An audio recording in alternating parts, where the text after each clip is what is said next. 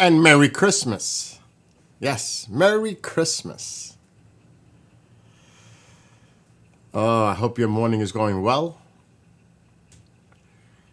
I immediately got up and, you know, did my part, as I'm sure many other people have, and went right to work, literally on the station and doing the bike. Alexa, dim living room light 25%. Okay. Oh, God, it's so bright in here. But right away, and it worked. So my idea, when I went to Home Depot a few days ago to buy the PVC pipe and the clamps, it did work. Let me share the screen a second. I recorded this morning. It took me about an hour to put this together because I have too much stuff on this bicycle. I just have this too much. I put on a lot of things on that bike. Lights, rack, you name it. But let me just get some of these pop-outs. And again, Merry Christmas, Happy Holidays, however you celebrate. Or if you don't, have a great day as well. I'm just getting these pop-outs. There's a few of them. And then we'll go over this rod that I put for the bicycle. So I can make 360 videos. This is the whole goal, to make 360 bike trail videos. I don't know if YouTube, it is in HD. It's pixelated like crazy. Hopefully that clears up.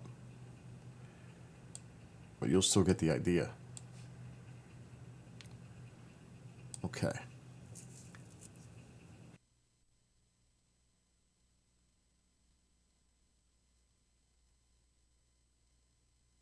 I'm just going to play the video, put the headphones on, because I'm talking along with it.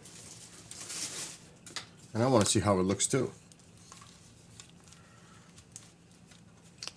The main thing is I know it works. That's the main thing. So I'm going to mute.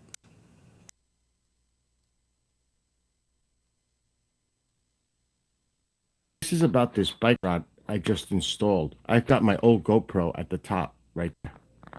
This took some modification, to say the least, on how I rigged this to the bicycle. So what I did, first of all, it's going to be awesome because the rod collapses and I can unscrew it at the bottom. So this just comes right out.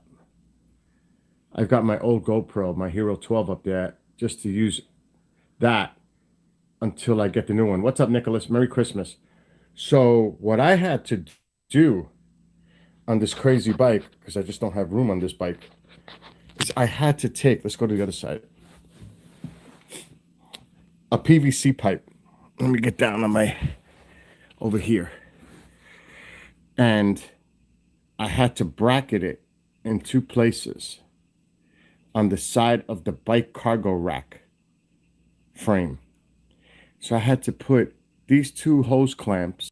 I put tape around this to hold it better in the middle where this is, just doesn't move or slide. And then I attached the clamp that goes to the pole up that way. Then I used two bungees, two tight bungees that actually hook onto the pole. Why? For less vibration, to keep it more stable. So this is what I had to build onto my bike, this PVC pipe. So I could clamp this on flush. And I put these two hose clamps, one here and one here. And then I ran this thing. And I'm going to tell you, with the 2 bungees and plus it's anchored down there, this thing does not move. And the thing is, I could just collapse it. See, this thing is stable. And the great thing is it collapses, telescopic. So here, I'm bringing it down now. Now it's here and here. And now it's there. And after I take the bungees off, I can just unscrew the pole and that's it. So it's an easy attachment for me.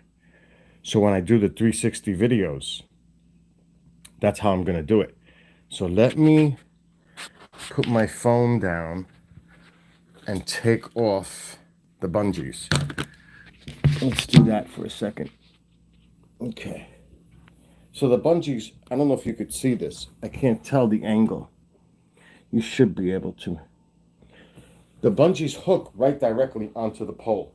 And they're super tight. And I mean super tight, because they have to be. So I just go around this to loosen it. But they're super tight. And they hook right around the pole, which is what I want. I want it to be tight. I don't want it to be loose. And they're tight, let me tell you. But that's the way it's got to be for this to be stable. See? Now, that's just me moving it. If I'm on the bike, it's going to be more stable, but this really stabilizes it. And then it's as simple as unscrewing it to where I anchored it and done. Just like that. So this is going to work. This is really going to work awesome. And I had to build some kind of a rig, which I did, so I can put the 360 camera on this telescopic rod and ride the bike, and it'll be above me, and it'll be stable as I can possibly make it. So that's freaking awesome. It took me about an hour to figure out how I was going to rig it, but that's it. It's all attached. Here's the piece. And like I said, it goes to a PVC pipe that's on the side with 2 hose clamps holding it down. Plus I put black tape around the PVC pipe to the cargo rack frame. And this is, like I said, the hose clamps are holding it in. This ain't moving. This is not moving. This piece is not moving. So this worked out awesomely. I must say, my idea, everything I thought in my head when I went to Home Depot to buy the pieces worked flawlessly. And that's what it's about. It's a little simple engineering, a rig to make this work on the bicycle, because this bike has too much stuff. If I didn't have this cargo bag, it would have made things a lot easier. But I'm not getting rid of my cargo bag. No way. And this bike has a lot of stuff on it. So, but yep, I'm going to need tires soon. That I see. I mean, this bike has, oh yes, we're definitely going to need tires soon. Especially the rear. I can see that now. This one is getting a little bit worn. The front is fine. The rear needs a tire. I'm going to buy tires soon. But this bike has 1,400 miles on it already. And I haven't been bike riding because the weather, it's just been so cold. But that's going to change. So I just wanted to make this quick video on how I made that telescope. All right, Merry Christmas. Have a great one.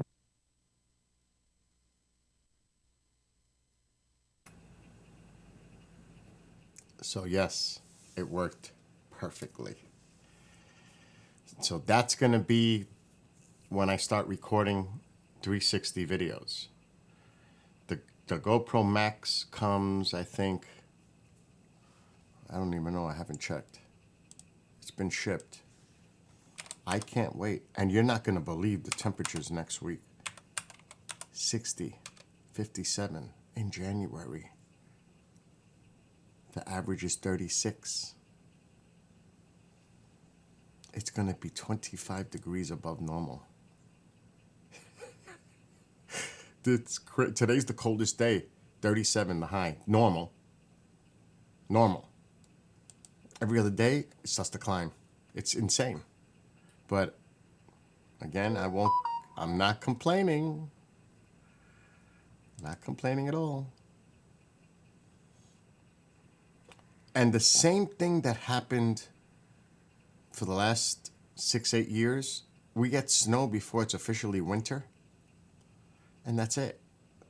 We haven't been, people say, oh, you live in where there's so much snow. No, wrong. Absolutely incorrect. It doesn't snow like that anymore. We are super overdue, yes. Super overdue. Oh, there it is. Wait a minute. In transit. It's coming from Florida, West Palm Beach. So yesterday, it was at West Palm Beach. It won't get hit till next week. Probably Monday. Isn't that impressive, though, that little rig? I had to make it work. I had to make that work. It was the only way. And it's so cool. And this thing extends, I believe, 4 feet. Let me mute this. It extends 4 feet. So it's going to be above me. Now, I do want to get the trail. I want to get the trail too, the pavement. Not just the 360 has to be done right. See, if you notice, a lot of 360s, and it's a stupid move. It's not a good idea. And I've noticed this pattern by a lot of people, except a motorcycle guy. He did it right. Because he probably connected. This is actually technically a motorcycle rod and a bicycle rod. I seen when I was wearing the VR goggles, the Quest 3, the motorcycle guy got it right. He attached it to the motorcycle, and he had it behind him. That was a smart move. But the problem is, a lot of people are wearing these. How do I know? Because when you do the 360, you can see either they have it in front of them and then you could see their face. Now, at 360, that shouldn't happen. It should not happen because you shouldn't be able to see the person. Follow me? Because that means the camera is seeing the person, the backside of the camera. And a lot of people are putting it on their helmets. That's not a good idea because you're moving. And that causes pixelation. It causes grainy footage. It's not a clear, nice video. That's the problem. Either they have it attached to the front of their bike, or even somewhere here, because there's a lot of, I have it, the accessory where you can wear it here, which just doesn't make sense. Because if you're going to do 360, you can't get the back. So, however they're doing with a telescopic rod, like sticking off their handlebar, and if they can see themselves and forward, that's not the way to go. You want a true 360, meaning I want to see all the landscape. I don't want to see me. I don't want to see my head. I don't want to see nothing. I want to see all the landscape. That's what the beauty of it is, not the person. I don't want to see the person. When I look back on the VR goggles, I could see the person. I'm like, what the hell is that? No, wrong. Bad move. So it's going to be way above me. Now, I'm going to have to adjust it at an angle because it might catch the top of my helmet. But if I have it at a certain height, which this thing goes pretty high, as you can see in the video, and I'll put it back, I'm going to have to do tests to tweak it, angles. I'm going to have to measure angles. It's going to take a few tests to get it just right. So that I don't want to see my body. I just want to see the road in front of me, the surroundings, and the back. I have not tried any VR games yet on the Quest 3, no. My focus is, I didn't buy the VR goggles, believe it or not, to play games. I didn't do it for that. I did it for the biking on the exercise machine while I'm indoors. I really bought it for that. I didn't buy it to play games, but I will eventually probably. Not that I need to because I got a ton of games on here. But that bracket, and I was talking to my friend Bob, CND boy in Canada, and we were going over this because let me tell you, there are a lot of people that are helpful with their advice that come on here, and they put in their input, and I'm saying, you know what? That's brilliant. That's a great idea. Like my friend Woody. He's very mechanically inclined. I'm very mechanically inclined to a certain point. I mean, this was my idea 100% to put this PVC. Now, I could have bought a metal PVC pipe, but I didn't want it to weigh down more the bike. Plus, it would, if I wouldn't have put maybe like a piece of felt in between that so it wouldn't scratch the cargo rack frame. I didn't want to do that. And I wanted to keep it light. Plus, air can travel from the front end of the PVC to the back end because it's open. If that makes sense. So, simple hose clamps, black tape around the middle to keep it stabilized more in the middle where the clamp can grip that tape also and not just be on that smooth plastic. It can grip it better. It can bite into it a bit. And let me tell you, this clamp is excellent. It comes with, this was an excellent rod set. It comes with like 3 of these, 2 extensions like this.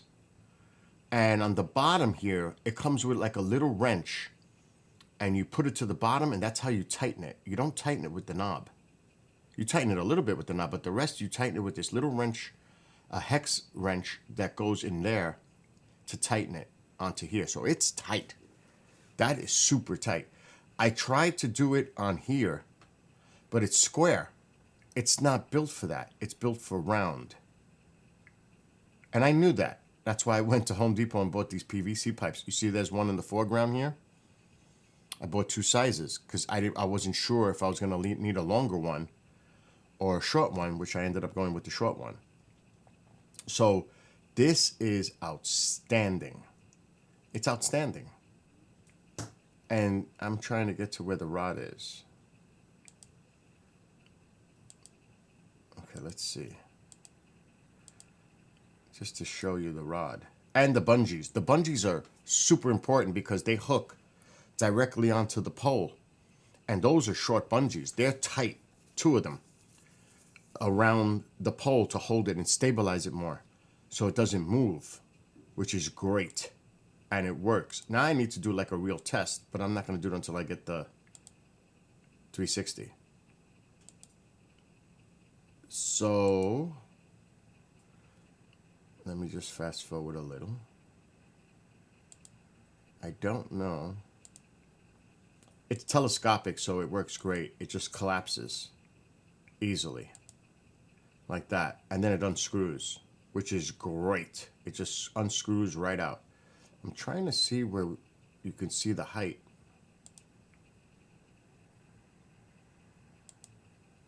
Of this thing. There it is. This thing is way up there. It is high. Look how high it is. Look how high the camera is behind the bike. That's super high. Now again, I'm going to have to adjust the camera on the angle facing me and facing the back. But this is going to give a true 360 when I do it. And like I said, this is very stable, the pole. for vibration. So that should help a lot. And you don't have to worry about this turning. It's just going to be a true 360 when I record it. And you could see, let's go back. That piece is not moving. There's no way. No way. I took my time to make sure that this was anchored properly. It's not something you rush. So the camera collapsed, the telescopic pole collapses. I can adjust the camera at the low height, which is great. I can play with it and then put it up. So this is where, when it's low like this, I can loosen the side here and change the angle of the camera to make it proper. And then it just, after I take the bungees off, see, look at it. It's short. I can adjust it right there before I put it up. And then it's just a matter of taking the bungees off, because I have the bungees on there. Those are the bungees, 2 of them. It's just a matter of taking those off, which is really easy to put on. This is a 2-minute thing. And the great thing is the bungees hook right around the pole. See, without the bungees, it's loose.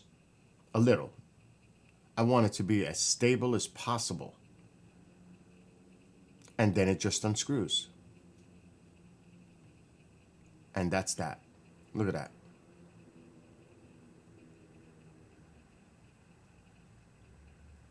And that's not moving.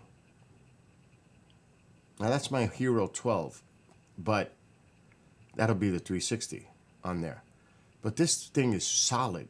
The base here of the pole is very solid. So that's not going to be a problem. So heck yes, it's going to be amazing to start recording these videos. I can't wait.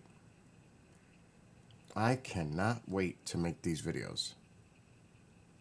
Which means I have to go back on all my trails. Every trail that I've done. And that's a lot. But I do one that's repetitive. I like doing the same one over and over again. But it's going to be more exercise, more incentive to go out there and bike everything I've just done this past summer. I'm going to have to do it all over again, including New York City. The New York City 360 is going to be absolutely outstanding. And it's not about me. It's about people enjoying it. It's about people going to my videos, 360 virtual VR, and enjoying it. And that's what it's about. And the great thing is, the way I have it rigged, actually, they're not calling for 60 here. They're calling for 50, 52, 48, 49, 47. But next week's going to be nice. I can ride in that weather. And I hope that the max comes by then. But we're talking some decent weather coming. That's nice. Those are good temperatures to ride. I can deal with that. It's going to rain here. But after Saturday, it warms up. Just think, on New Year's Eve, it's going to be near 50 here. On New Year's Day, it's going to be 47. That's 10 degrees above normal. That's awesome. So, it's not going to be nice on this day. New Year's Eve, I might take a ride. I hope it comes by Monday. Then I'm going to do my first video. Hopefully. But the problem is, a lot of these, if I can show you on the screen on YouTube, a lot of these videos, they're short. A lot of the VR, I've noticed a pattern. Bike Ride 360. video. I'm going to show you. Look how short they are.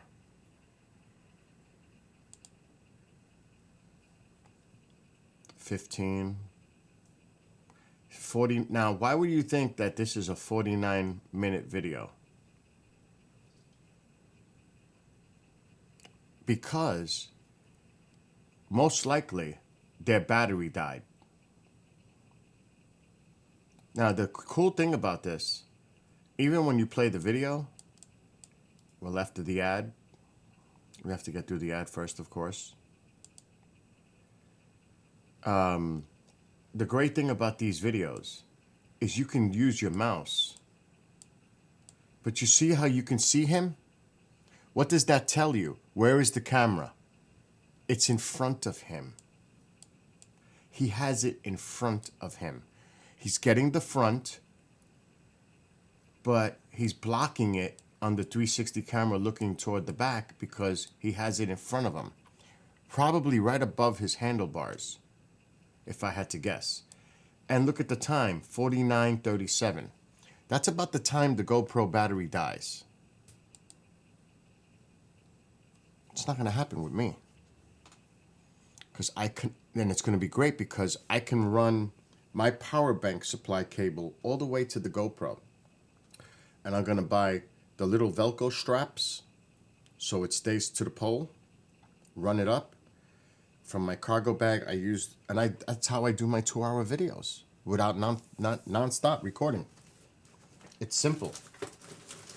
And I'm surprised nobody's thought of doing this. I'm not like the one of the few.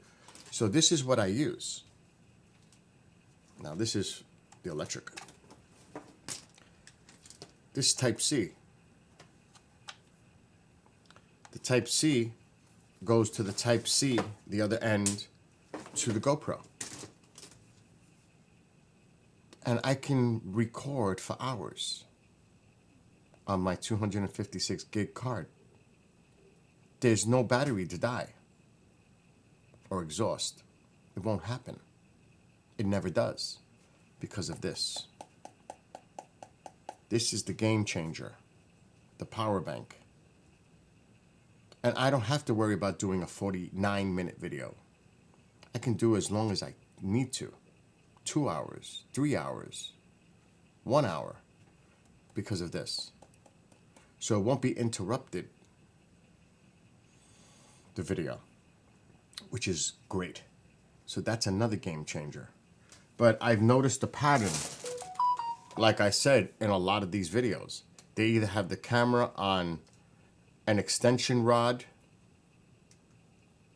in front of them on their handlebars. It's connected and it's sticking up and it's facing them on the back side of the camera and it's looking forward, obviously. But I don't want to do that. I want to put it above me. So people, when they look at it, when they turn, they'll actually see all scenery, not a body, not a person. They'll see straight up scenery because that's obstructing a lot of view. I mean, look at the takeaway when you have the camera in front of you. When you do the 360 back, the 360 camera is picking up that. You're not seeing the scenery behind.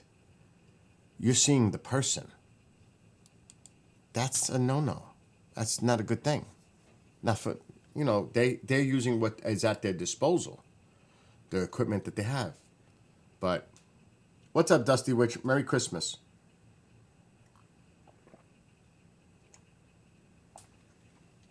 Like I said, I watched the motorcycle guy do it. He did it phenomenally. He did it right. He attached it to his motorcycle. And it looks awesome. Especially on the VR. Remember, this is really, you can watch these videos and move it with your mouse. But it's a whole different ballgame when you're wearing that VR goggle. It's just amazing. It's like you're immensely you're there. It's a different experience. It's not 2D. It's phenomenal. And that's why I'm doing this. And the thing is, this doesn't just happen for this. I can use this for obviously other things. Because I have other attachments that came with the rod set to put it to other things. Have a great one, Dusty Witch. Oh my gosh, you just got off. Go to bed. Have a great rest, and maybe we'll see you later on this afternoon. But go rest. I know you do that overtime watch security thing, so go chill out. And blessings to you and your family. I'm trying to go back to mine. So, again, the game changer. The game changer is simple. Instead of having it in front of me, or on my helmet, which is the worst possible scenario, is to use a helmet. Oh my gosh, it would come out so bad. It's not stable. This is.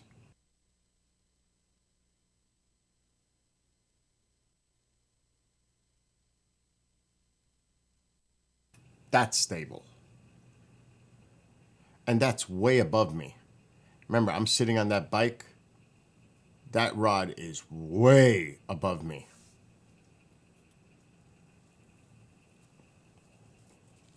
Again, connected to that PVC with the brackets, the hose clamps, and also those bungee cords to give it more stabilization. So this is a game changer. And it took a little, like I said, rigging and engineering to put that piece there on the bike frame of the cargo rack. But look at that. Look at that. Look at the height. Now, I may not have to go that high, because the higher it goes, the more likely it's going to move. Because it's at the tip of a rod. It's going to have more movement. So maybe I don't have to go that high. I could bring it down one notch to here.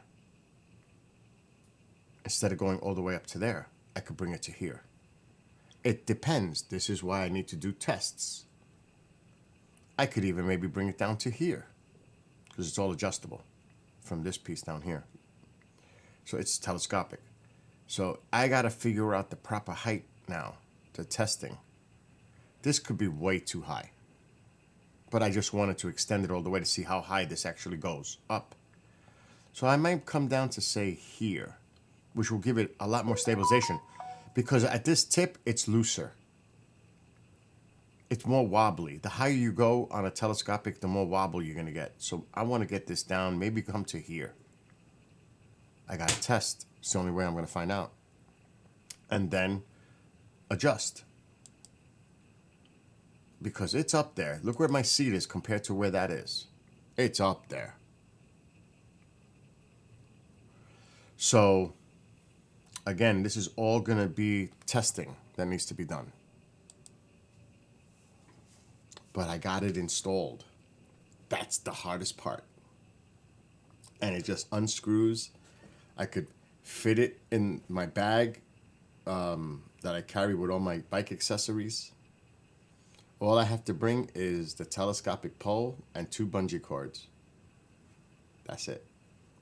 And it's on in 2 minutes. Not even. 1 minute. It's already ready to go.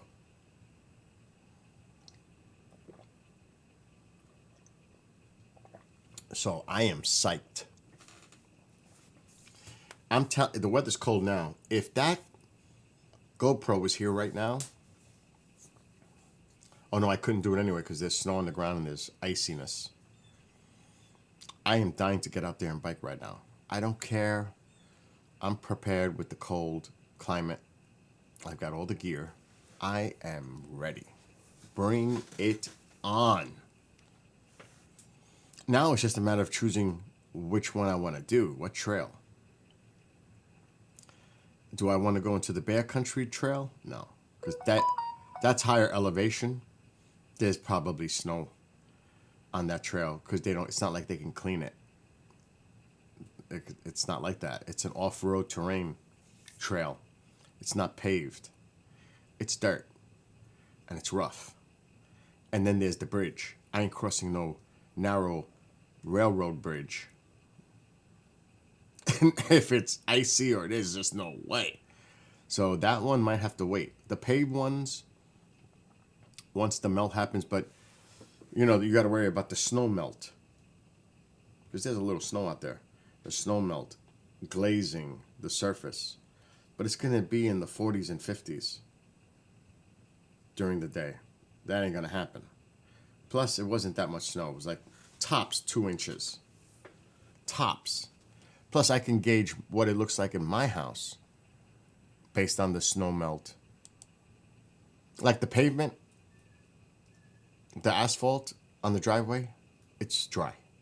There's nothing there, but I used a snow blower and I cleaned off 2 inches because I wasn't going to shovel it. But Merry Christmas, Michael. But let me see. Let's see how it looks outside. It's actually sunny.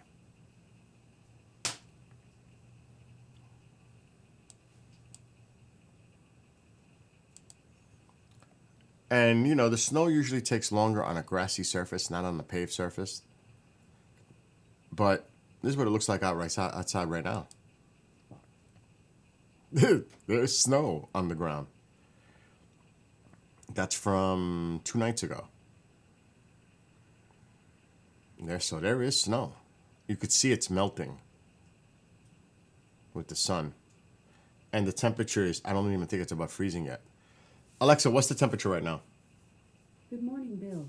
Right now, it's 29 degrees. It's not even. It's 29.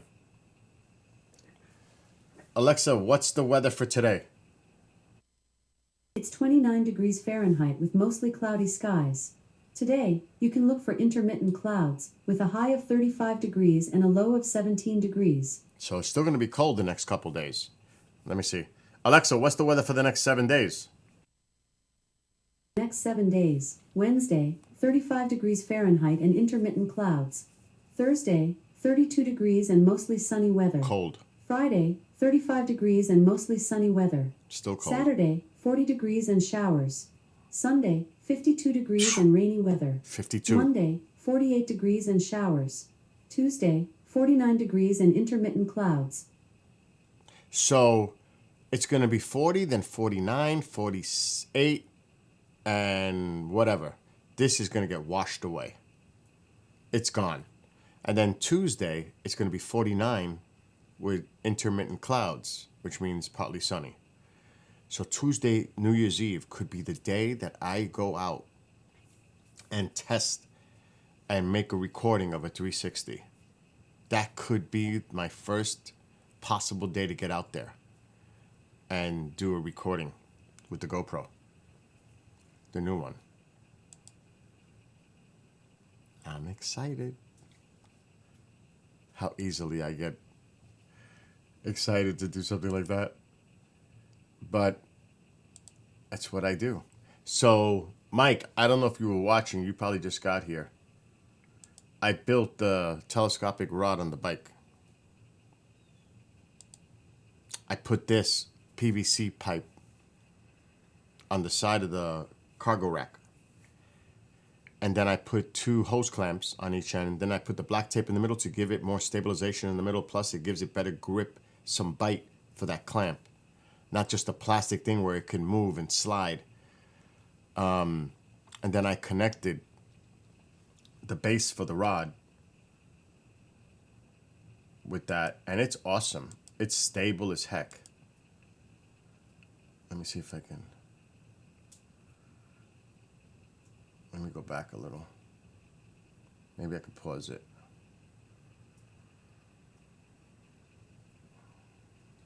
It works great. With the bungees, of course, too.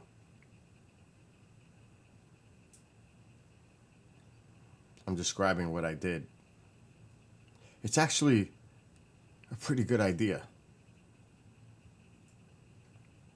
See, look at that. Look at the height. Look how tall. That's insane. That's like 4 feet high. Oh yeah, for the well water. I don't know what the situation is for drought because we've been getting, precipitation. I got to fix my flag. My ladder's next door. I got to bring it back. I got to put my Iron Maiden flag back up. That's got me tight. It came off the Velcro.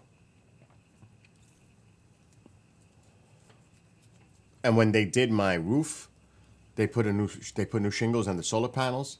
They were banging. Now I got like a slight crack. I'm going to have to go up on that ceiling and repair that. And I'm going to have to paint my ceiling too. It's overdue.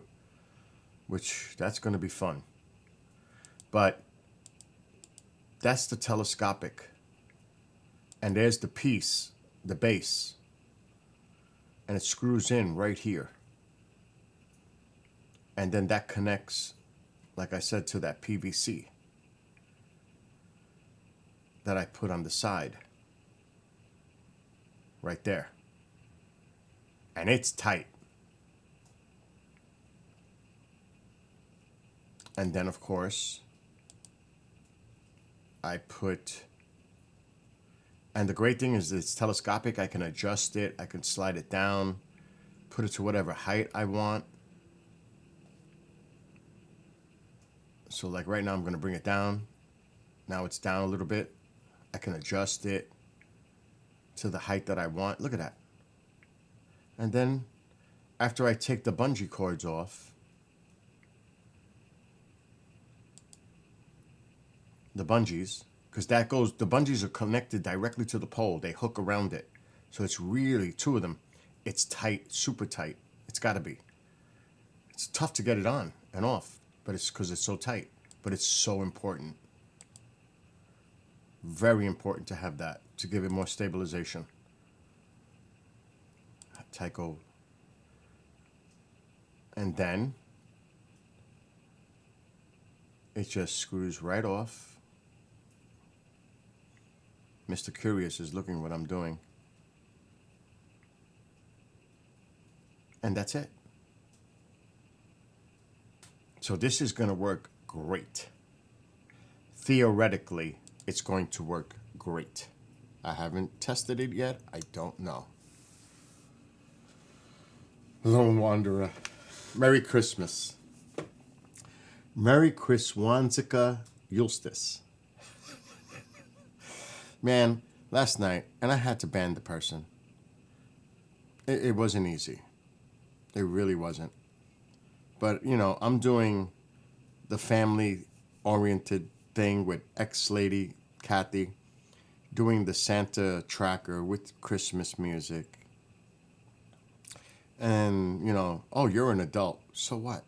It's not about me. It's about doing it for the people that are viewing it.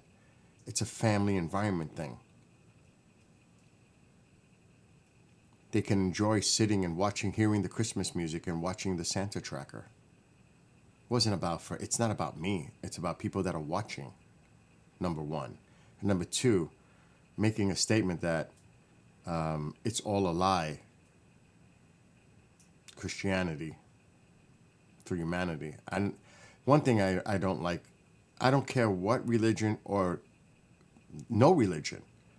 You're not going to disrespect anybody's faith, belief, or whatever here. And I don't care what religion it is. I respect everyone's belief and their faith, regardless. Doesn't matter. Buddhism, Muslim, Islam, Christianity, whatever. I respect everyone's personal belief system, even those that don't. That's the whole point. Freedom. Freedom of choice, or lack thereof. Yes, exactly. Yesterday because yesterday was a bizarre day for me. I got a flat tire yesterday. A razor blade in my tire. No, it didn't happen in front of my house like somebody put a razor there to set me up. No. I was driving and I hit it. I don't know how. Because I had already went to the post office. I went to the pharmacy. It happened after the pharmacy. The tire just went whoop. Actually, it happened when I was near Walmart. But I noticed something was up. But when I got to Walmart to go shopping last minute, it went. I was like, oh, I had to put the spare on. So I bought the tires in Walmart. Walmart said, we don't have any in stock. And you ordered those online, so we don't even have those tires. Plus, we don't even have your size for your car in stock right now. I'm like, and we can't fit you in today anyway because we're booked and we're closing at 2. I was like, what? Never again will I deal with Walmart. So I called Mavis Tires. And I'm not kidding. It was like a Christmas angel miracle. He says, come in. You'll be the next one in. I have nobody waiting right now. And I was able to buy a new tire. So those 3 people, and of course the workers in the background, they actually, do the mechanical. Those 3 people were angels, in my view, yesterday for me. The 3 of them at the desk, the counter in the front. The 3 of them. But there was a person there. Her name was Gabby. And Gabby, if you happen to watch this, hello. She doesn't celebrate the holidays. And I respect that, I said, well, she works at Lowe's. She used to work in Pine Bush. We had a nice conversation. It was crazy. Like, what a small world. She knows Lance at the museum. She worked with him. I was like, this is crazy. It's a small world. It's crazy. And I said, you know what? It doesn't matter if you don't celebrate. You can still have a great time every day. Every day should be like a holiday. How you celebrate life. Doesn't just take a holiday to make it special. It should be like that every day. Right? Now, it is an occasion, and to me, a lot of people look at the materialistic point of it, but it is about the birth of the Savior, Jesus Christ. Now, a lot of people don't identify with that, and that's fine. But many of us do. And it's simple. If it's not something that interests you, you tune out. But for many of us, this is a traditional and religious holiday. It is what it is. And like Wanderer is saying in there, yes, Mavis was awesome. I gave them my cards to if they ever tune in, which half the time, not even half the time, most of the time, nobody ever tunes in anyway, but I do it anyway. Wanderer says, the thing I love the most about the holidays is that everyone is so caught up in themselves that no one bothers me. Oh my gosh. Unless you have to deal with family. Sometimes that's not easy. To go to, you're invited to family's house and some people you haven't seen in a while and you're apprehensive, excited, so many emotions might be running through how this is going to go kind of deal.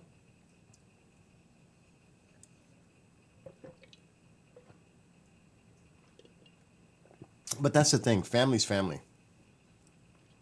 And regardless of what the heck is going on, people need to come together as families or friends or neighbors. Put all that stuff to the side. Put it to the side. Just enjoy each other's company, the holidays, the spirit of it, the peace, the love, the joy, the atmosphere. It's Christmas. And like I said, for many of us, it's a very significant part of our upbringing, our livelihoods. And that is passed on generation to generation. It's a beautiful thing. It's nothing but positive to me. There's no negativity involved in that. All I think about is the positive vibe, energy, the love, the joy, happiness. And I don't even like to see somebody, if they're alone, come here, be with us, spend Christmas with us. You're more than welcome. You don't have to be alone. Or come and hang out here with us. You don't have to be alone. You're never alone. You make choices. And it's easy to say because some people just can't. Because they don't have that outreach. They don't have that network around them. Wanderer says, I give my family 45 minutes max, but they only live 5 minutes away, so I have an excuse to leave early. For me, going to family's house is always a tradition, and it doesn't matter if you like them or dislike them, they're your family. Absolutely. That's the point. That is the point. They're still family. I mean, if you can't make things work as to the best of your ability in that kind of scenario, then what is it like dealing with your coworkers or your neighbors or your friends? If you can't be with your own family, that's tough. That's really tough. And like I said, all that other outside noise has to be put to the side. It's about the core values of family. And that should not involve any of that noise. I think of it this way. All the experiences growing up, being with family, years and years and years of everything that's involved with that, only for it all to be thrown out because of things. That makes no sense to me. To me, that's so petty and ridiculous. These are people that all your lives. The relationship built over years just to be thrown out because they disagree with you or you disagree with them. Really? What does that tell you about the person's character to do something like that? That it would take that one thing to break it all to pieces. I don't get it. I just don't get it. I may never get it. I kind of understand it, but my gosh. No, like Wanderer said, it doesn't matter if there's some bitter feelings or, uncomfortability factors involved, you still have to strap up, get up, and just do it because it's the right thing to do. It's your family. Yes, sometimes things are not easy. They're hard to do. But it's better to take the high road, pick up yourself, have the courage to face it for the sake of family. It's as simple as that. It's not about your own selfish needs. It's about doing what's right. That's just my opinion. So what am I? Let me see. Yes. That's when I used to go, because it's just Mom and I right here, right now. She's watching Christmas things on TV. But Mike is right.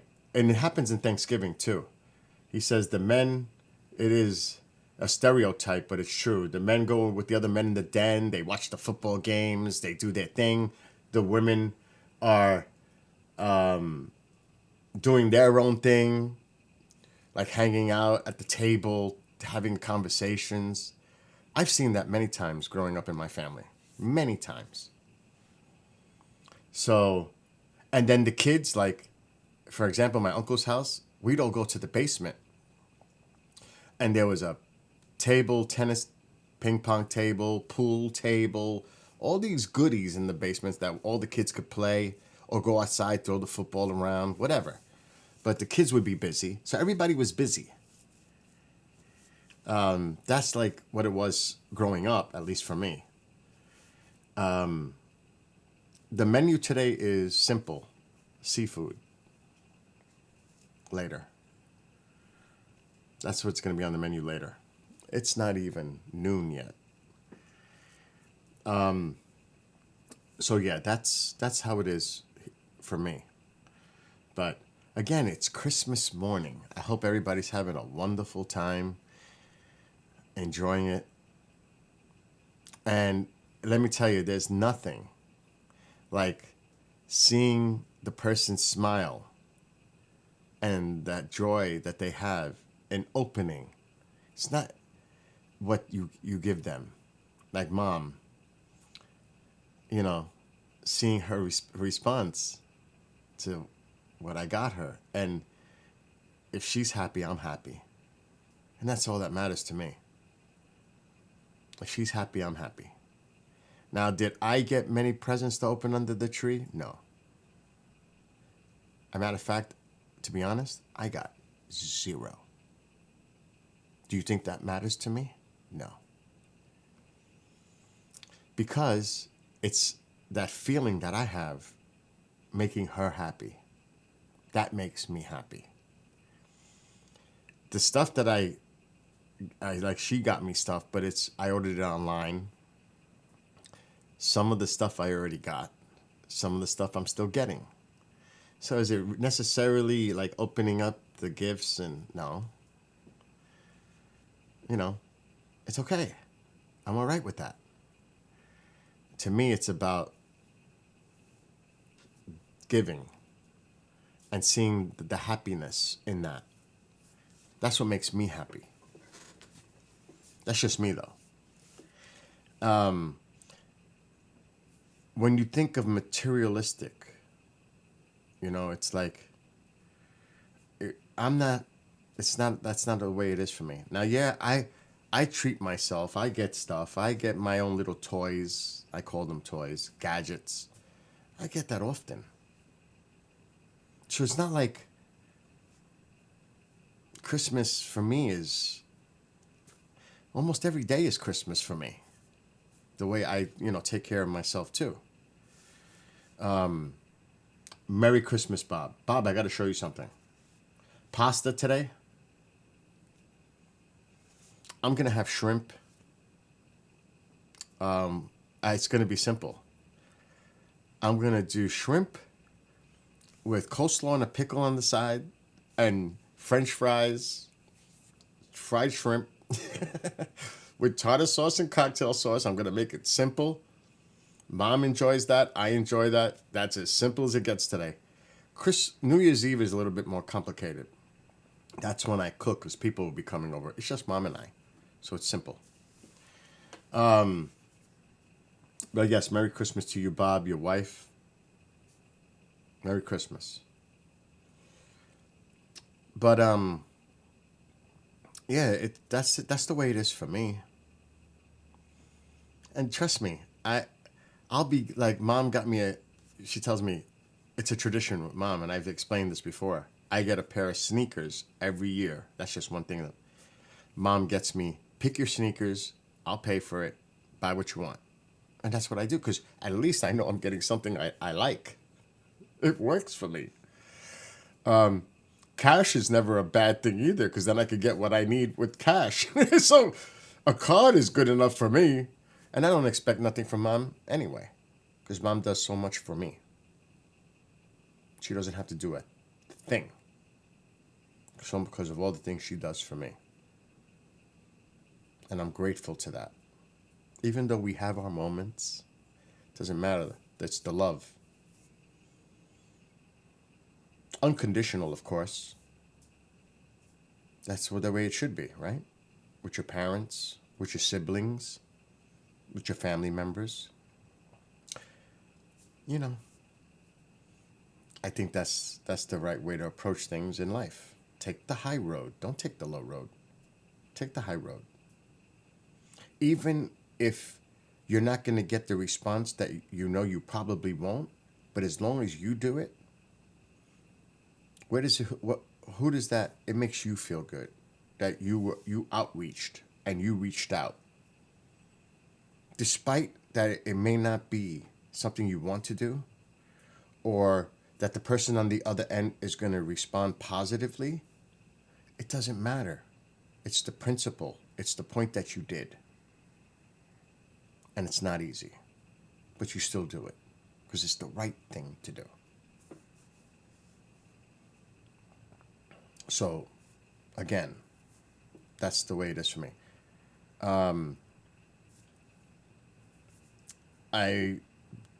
Unfortunately, things are rough right now with the neighbor. She passed away 2 days ago, the mom. So, the wake is Friday. So I don't we sent messages through text. I don't want to go up there, and it's not an appropriate time. They're in mourning. That's different. But I'll have my time after things settle down a little bit, out of respect to them, to mourn. That's a different situation. But I'll do my part. And we already had an exchange through text. It's difficult. That's a difficult situation. But Bob, enough of that. I don't want to be gloom and doom on Christmas morning, because it is Christmas morning still here too, technically. And Merry Christmas. So Bob, I did build the bike rod. I did the modification because you helped me with this, choosing. It came out awesome. I know I've showed this like 3 or 4 times already, but you're here. Are you still here, Bob? Let me know, because I'm not going to do it again if you're not here in chat on YouTube. And hello to those. Merry Christmas. Happy Hanukkah.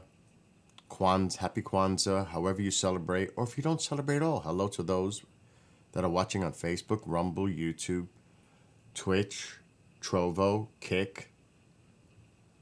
Okay, you're here. Check this out. Look how I rigged this, and it works. It's phenomenal. It took me an hour this morning. It was the first thing I did. That was, like a gift to me. So it's not like I didn't have anything.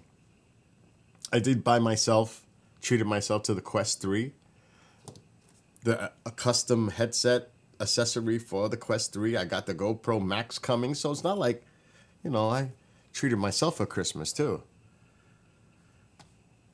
Okay.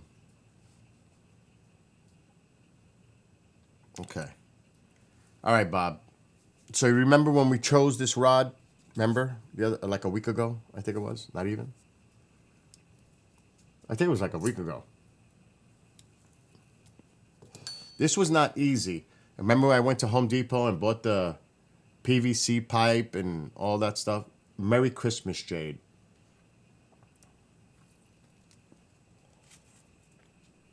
This is how I built it. It's muted, thank God. Look how long that thing is. That thing goes way up.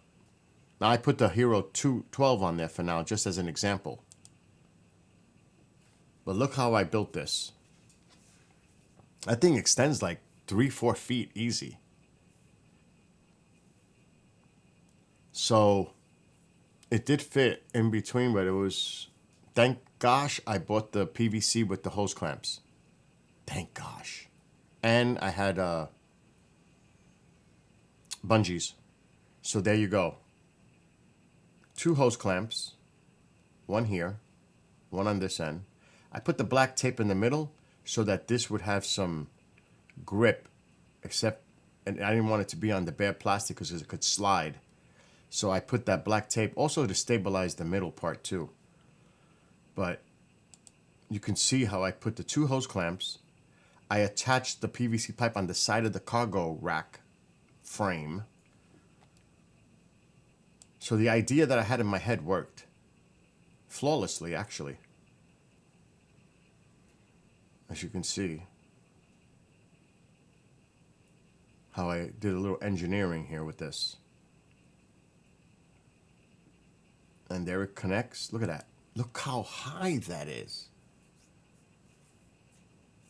Look at that. Now, of course, it's probably not going to end up being that high. It's probably going to come down to here. Probably right there.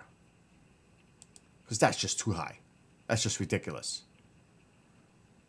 It's like a flagpole. And then I put these 2 tight bungees wrapping around the front end where the bike seat is, and they hook directly to the pole, to the rod, to stabilize it even more. There's 2 of them. And they're tight. They are really tight. So tight that it's really hard to even get it to wrap around that pole.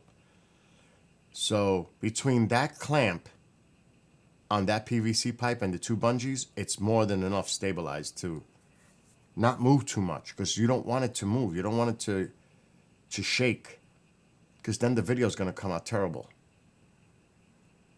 But this is well-paved areas. This is not bumpy. It should be fine. So, and the great thing is it's telescopic. It can be adjusted there and on the bottom, 2 places. So now I'm going to slide it down. Now it's there. And now I'm going to bring it all the way down. So now it's there. Look at that. It's perfect. And then once I take the bungees off, because I got to take that off first. Got to take these bungees off. See the 2 bungees? Once I take those off, because that's tight. That is not loose. That is super tight, those bungees. So much so that I had a hard time even taking it off. I couldn't just pull it off the pole. I had to wrap it around and loosen it up that way around the seat. That's how tight those bungees are. You could tell how tight they are. And there's 2 of them. And then once that comes off, Tycho hair all over me. Look at that. So now you see how it got loose? But that's because I'm shaking it. On the bike, it should be a little bit better. But with those bungees, that's a game changer. But look how it just screws right off. Done. It's so easy. And this piece ain't moving. That piece, the base, is not moving. No way. So, see, that piece right there, it ain't moving. It's super tight. Right there. It's perfect. And Merry Christmas, Genghis. I don't get the camera till probably next Monday. It just left West Palm Beach, Florida. Being today's a holiday, then the weekend, and it's being sent the dreaded USPS, which scares me to death. Because this is an expensive package. And it won't come to my house. It's going to end up in the post office to pick up. So that might take even an extra day. The way they did this post office thing around here is insane. Even though it's coming to my address, they don't do it that way. It goes from the distribution center, and they know I have a P.O. box. They won't deliver it to the house. This is the craziest thing. And I still don't understand it. Because I have this 120-foot driveway, the USPS refuses to walk down my driveway because they won't drive down it. They won't walk to put the package at the front door. They refuse to. So what they do instead is they forward it to my P.O. box, which takes an extra 2 days from the distribution center to end up at the post office. It is the most ridiculous thing. I never have a problem with Amazon, FedEx, UPS. It's the post office. So I have to track it. I can do it online. I have to track it to see when it's available for pickup at the post office. But it takes an extra day or two before it goes from the distribution center to the post office for me to get sorted to pick it up. It's ridiculous. Didn't it fit nice? It worked. But that PVC pipe, just like I said, remember Bob, I said I got to get a PVC pipe and 2 hose clamps? Look. I had the bungees. I had like a big thing full of different sized bungees. But it worked. I cannot believe how good that came out.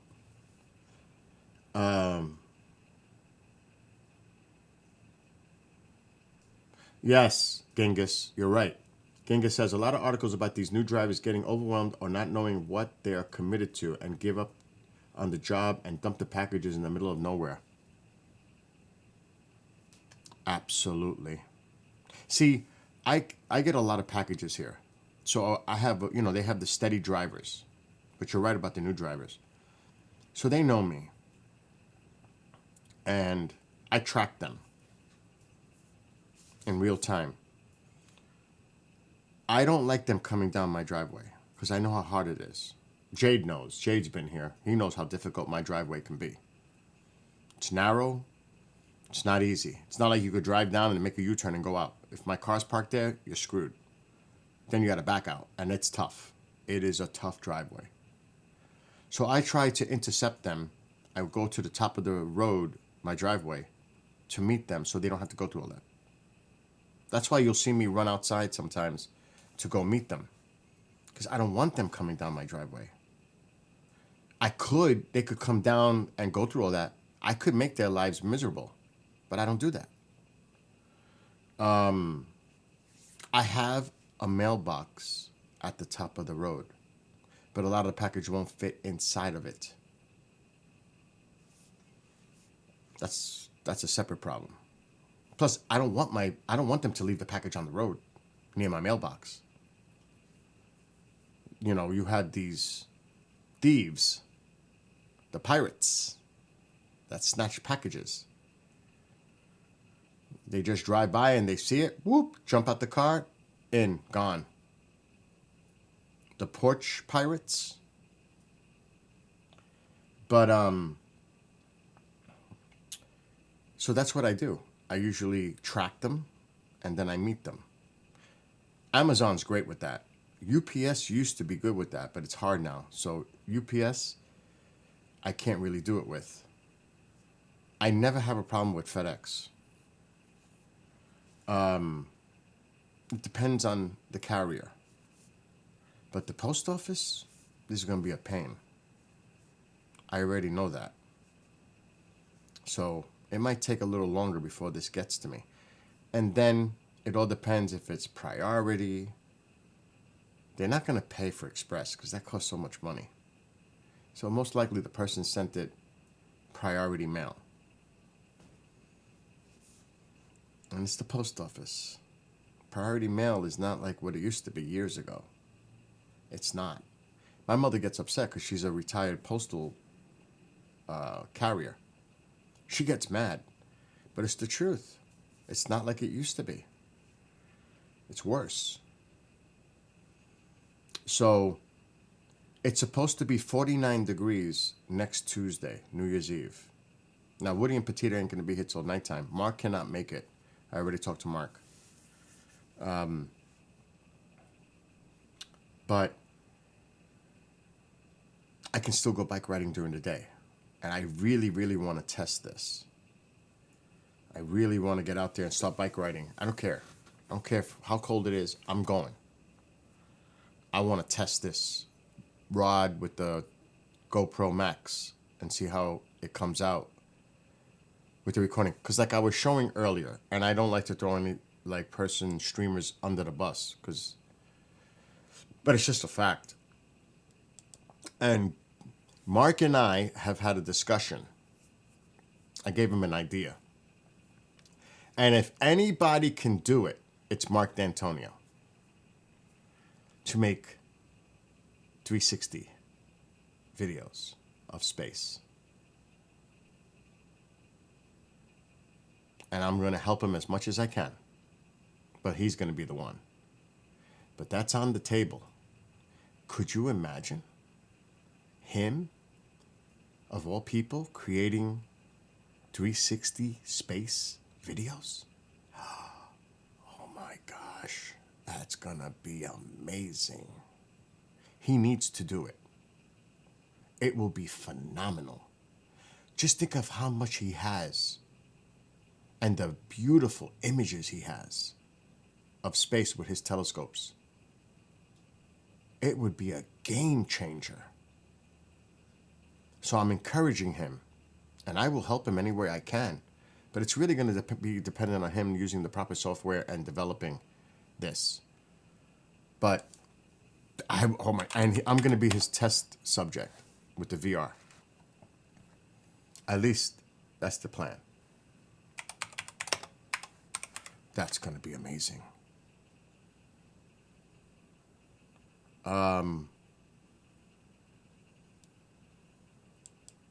A lot of these videos are just so short. Let's see how long this one is. Okay, this is an hour.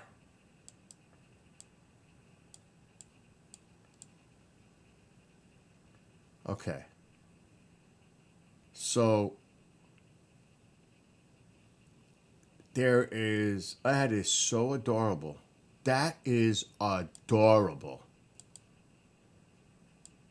That is so cool what this person did. Oh, this is adorable.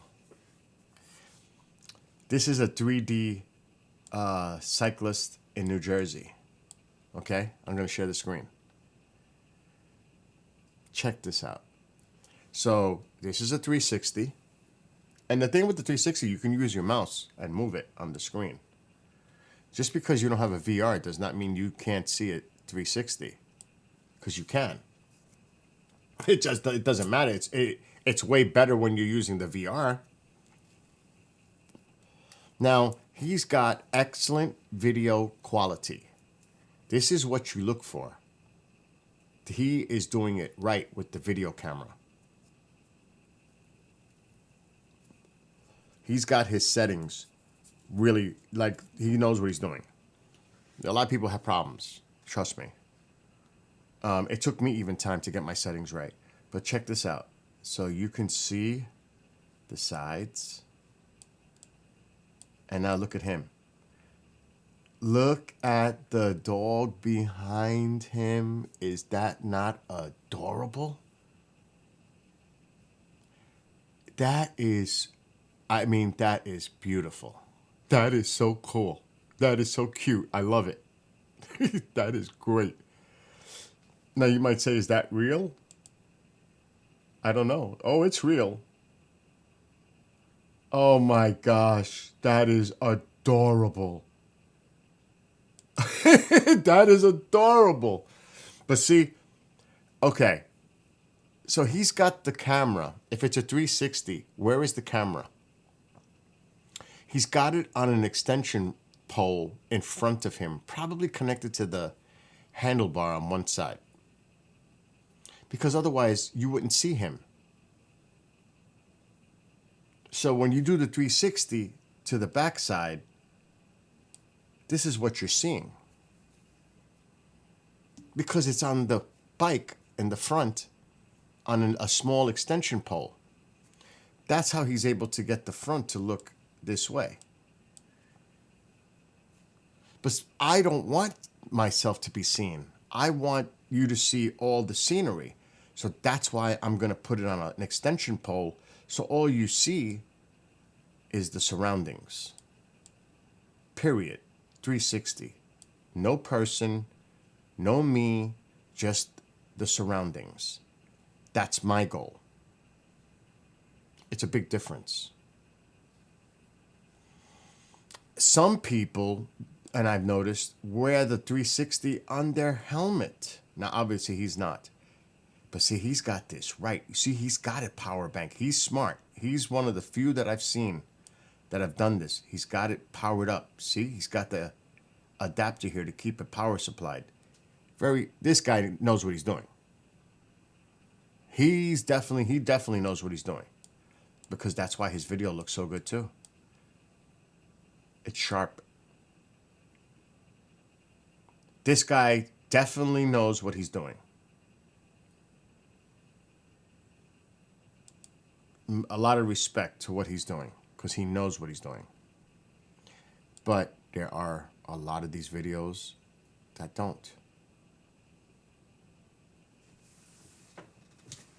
A lot. They're pixelated. They have it on their helmets. And if they move, so does everything else. It doesn't look right. You can't be moving it. It has to be stable, like he had it. It has to be stationary as much as possible, front and back. Not this movement stuff. That's the last thing you want to create a 360. You don't want that.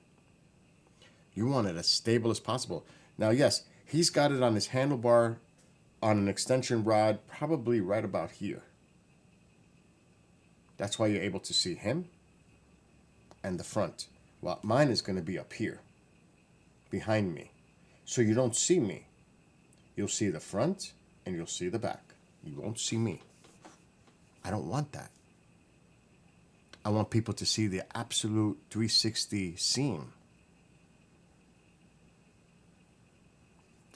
We're going to do tests because I got to get the proper height and the proper angle on how the camera's facing. That's another thing. It can't be up. It's got to be either straight or slightly down. But if I do slightly down, that makes everything in the back go up too. So that's not necessarily a good thing. You want it to be straight forward. So it's even front and back. Does that make sense? So now the height of the rod is where it's going to be important. Getting the proper height above me, just enough. So you might have to see the top of my helmet a little bit. Maybe. I don't know yet. That's why testing is important. So it's going to be an adjustment. I'm going to have to run numerous tests.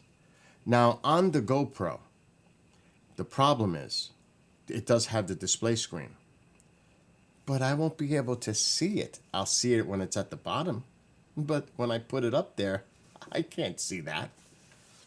Now, I can stream a live stream to myself privately to look at it, unlisted, so I can at least see it to how it looks on a screen, if that makes sense. So I can do live testing that way, or even on a public, because that's the great thing on the GoPros. Here's the problem, and it's a big one. So far, the research I've done, the GoPro Max does not do live streaming. So far, in the little research I've done, as I've seen a lot of people write about it, they don't do live streaming. It's recorded, which is fine with me. But how do I test if it's recorded? I would have to record and then do playback to look at it on here, on the Quick app. So that's where, I got to start thinking about those things too now. On how that's all going to, oh my God. On how that's all going to work. That's funny, they sent me. So yeah, there's a lot of little now nuances that I have to figure out. But it's fun. It's going to be fun to do. me just get at it. I'm trying to just clear out all these Christmas messages. I'll contact them later. A ton. And to those who may be watching, Merry Christmas to you all as well. Oh my God.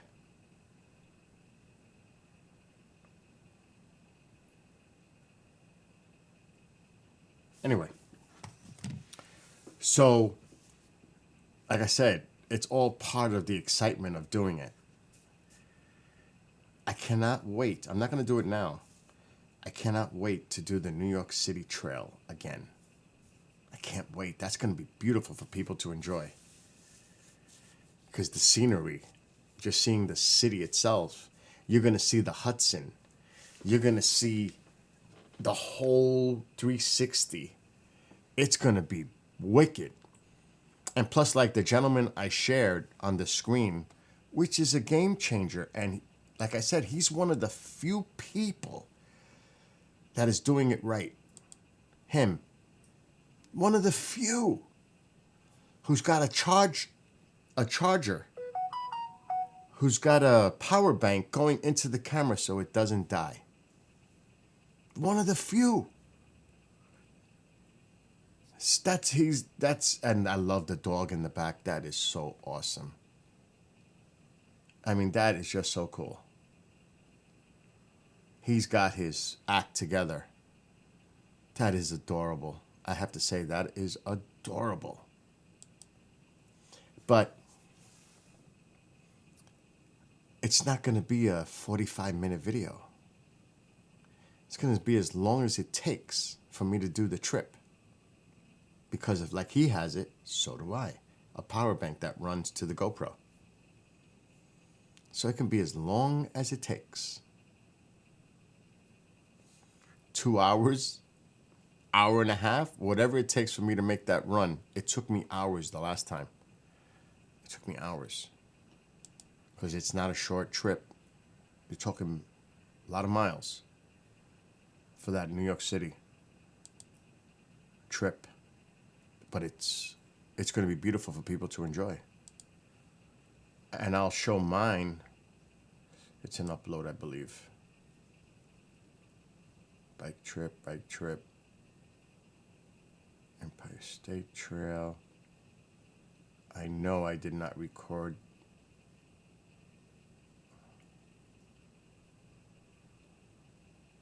Empire State Trail. Where's my New York City one? Interesting. Let's just put NYC.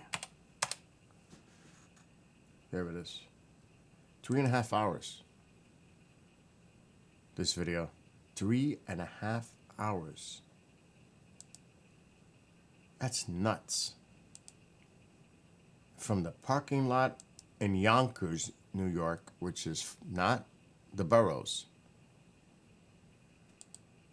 So this is my GoPro Hero 12. And I just left the parking lot in Yonkers. So imagine seeing this 360. And this is not getting close to the city at all. We're far from the trail itself. This is technically part of the Empire State Trail. But then you actually have to go onto streets to get to the main part of the trail. It's one of the few times that on this 750-mile trail that you actually got to ride on streets, which is pathetic.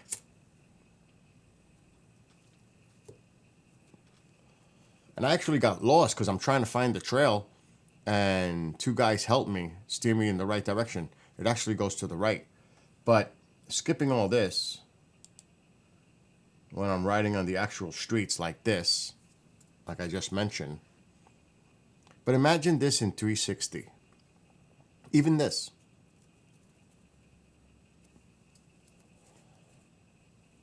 Where you don't see me, you don't see all this movement. You control the movement. That's my helmet, me looking around. But it'll be something that the person can control, the movement. But I'm skipping. This is the actual trail. Actually, let me back up a little bit. That's when I was lost, trying to figure out where I got to go to find the trail. Right through here.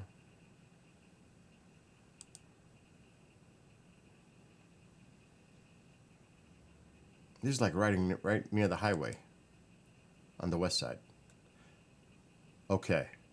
There's the GW Bridge right above me. Right there. So imagine this has no movement. And I'm just looking, the camera's going straight and you see the back, 360. You're going to see the Hudson. You're going to see the bridge. You're going to see the buildings. And this is Upper Manhattan, pretty much near Washington Heights. But as you get closer to the city, it's a heck of a ride. It's not a short ride. I'm still pretty far from there. Now you're starting to get closer. The Intrepid. Yeah, there's the Intrepid. Imagine riding through all this and seeing all that scenery. The Hudson, because it's 360. Just riding on this. It's beautiful, actually. A lot of people, though. And I'm trying to look around. I'm trying to look at the views and the sights. Well, I don't have to worry about that now. I could actually be looking and not worried about the camera because the camera's going to be above me, recording everything. But you're going to see this in 360 at some point. It's going to be phenomenal. It really is. It's going to be awesome. Especially as you get down closer to the World Trade and seeing all this. Oh, it's going to be beautiful. Did I pass it? I think I did.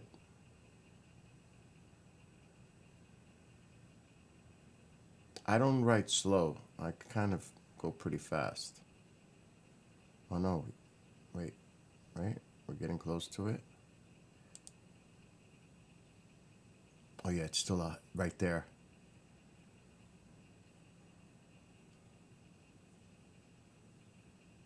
I mean, I'm booking. Yeah, I'm just gonna leave it. Can you imagine this 360 though? It's gonna be wicked.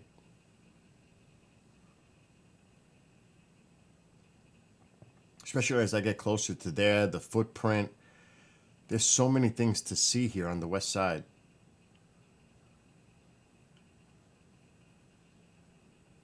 But this is a good example of what 360, the capability of 360, even riding on this trail and seeing everything around you. It's going to be awesome.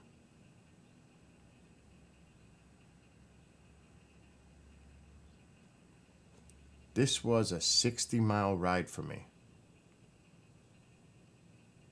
It took 3.5 hours.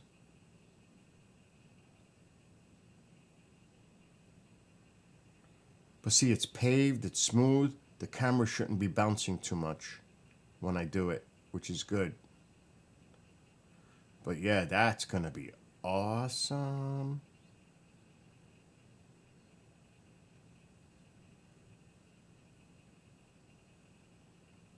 But that's an example. And forget about the trails up here.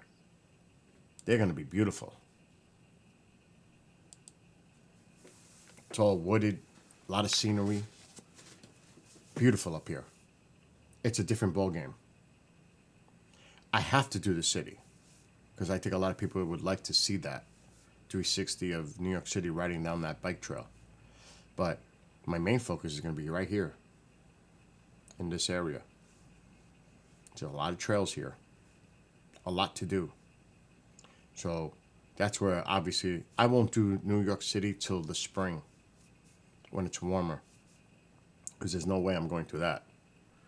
In cold weather, there's no way, even though there'd probably be less people out there because of the climate, the temperatures. And if I did it during the weekday, even better. But I'm not about to do that in the cold. I'll wait till like April to do New York City. But up here, different story. But yeah, it's going to be pretty cool, Nicholas. It is going to be cool for people that have never experienced like seeing New York City. They'll get a little taste of it. Like I've been exploring. I've been exploring places with these virtual tours myself. Yosemite, Golden Gate, Hawaii, some places in Europe. I've already been messing around with some VR 360s, and it's amazing. And the thing is, I can't talk because the built-in microphone will pick that up. I can always remove that audio when I edit. But I'm just going to have to be quiet, which is really hard. Even though I got my earbuds playing the music. But I'm going to just not say anything for like 2 hours, whatever it is. So that people could get the ambient sound of the surroundings as I'm going through these trails. Whatever the sounds are. As long as it's not me screaming from a bear attacking me, we're good. Because there is a trail that I have to worry about that. And right now they should be in their dens. But if they come out the den for any reason, I don't want to be there. So there's one trail I got to worry about that. So I think I'll wait a little bit on that. And plus, right now, it's not green. It doesn't have the same effect, if you know what I mean. It's nice when everything is got all that greenery going on, the trees and that whole vibe. Right now it looks barren. It doesn't have the same effect. It just doesn't. But like I said, right now it's about testing and getting it ready for when things start to happen in the spring. That's when I'll really focus on this. It's all preparation, getting ready to do this. So am I excited? Absolutely.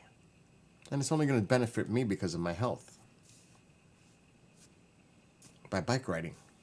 So it's a win-win for me. And it is going to be pretty cool. So I'm excited. Anyway, it is noon. And let me just check. I haven't had any breakfast yet. I did finish my coffee. And that's the thing.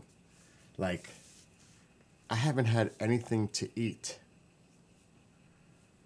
since yesterday, last night, 9 o'clock. What's today? And that's another thing. Doesn't it feel weird that it's a Wednesday? It doesn't feel right. It's like throwing my whole thing off for the week. It'd be nice if Christmas was on Saturday.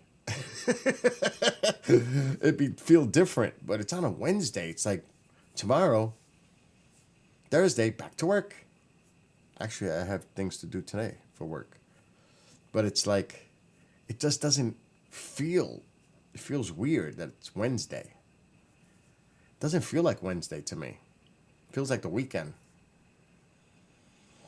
So I'm a little, I don't know if anybody's, because it's a holiday week.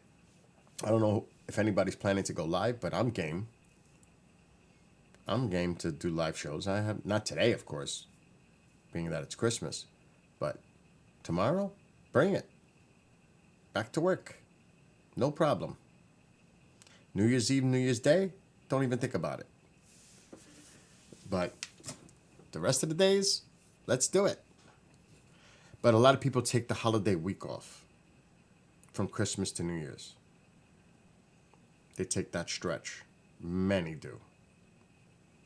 Across the board. So it's a holiday week. So it might make it a holiday kind of a week for me. Less work for me. I'm not complaining. The way I work, I'll take it. I will take it. No problem. So, yeah. Now, Nicholas said earlier, you know, I might dabble in that. I might dabble. Matter of fact, you brought this up. And I'm glad you did, because you made me think now. I have a $15 credit that Meta gave me. I don't know if I'm logged in. Oh yeah, I'm logged in. So this is what Meta Desktop looks like. I don't stream that way. I stream by casting to the browser. It's a lot easier. But this is the Meta Desktop. Oh, I can't even say it. Desktop app. Oh, say that 5 times fast. So this is their desktop app. And you could see the games, you know, stuff like that. But I don't even know what I would want to play.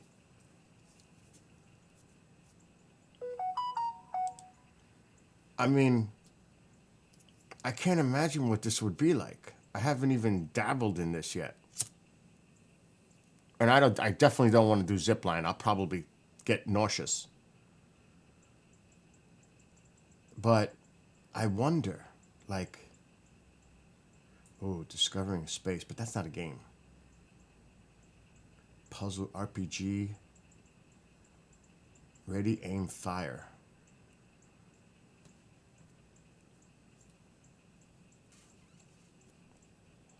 The different categories. Ooh, racing and flying. That's my stuff. That's what I love. Oh boy. Oh boy.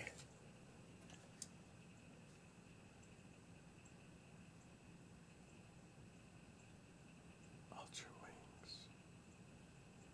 This is my kind of thing. I hear the Cardinals.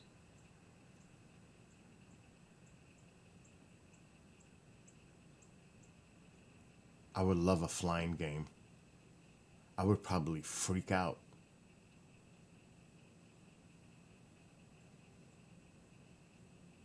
Air car. Warplanes.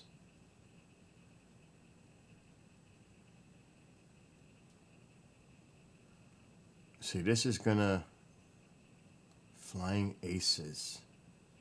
Navy Pilot Simulator. Wow. Carrier landing.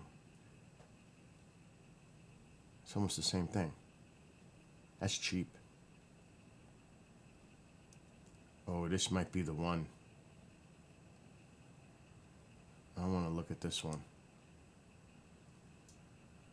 Is there a trailer?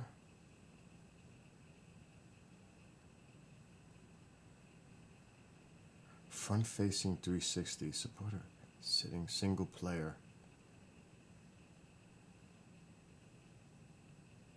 But I don't. The reviews. I don't trust reviews. Just bad. I don't like those ratings. I could tell you that. Let's see. I don't have the sound on.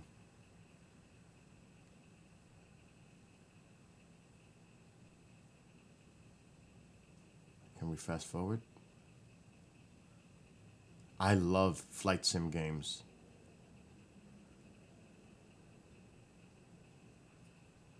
Oh my God, I don't know about that.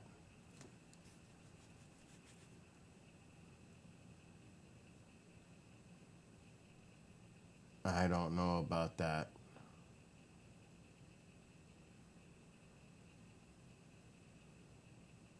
Oh, that could be wicked though, the combat.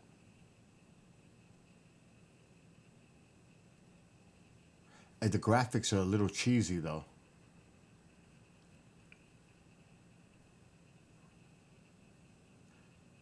But see, this is what I would look for. Games like this. I am not crazy about those graphics.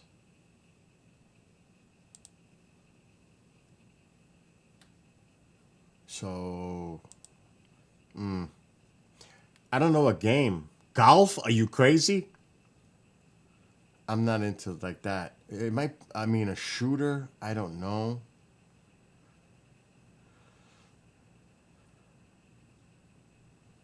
Racing and flying. I gotta look at this again. I might do this today. Ultra Wings. What is this?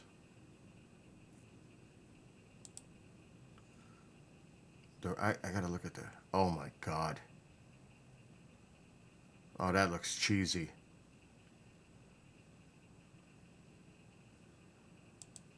Oh, hell no. No way. See, this is the bad thing. The graphics. I could see this is going to be a problem.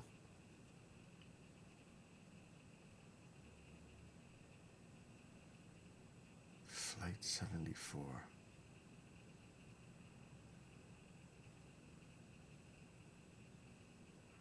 I don't like the graphics. The racing games might be the way to go.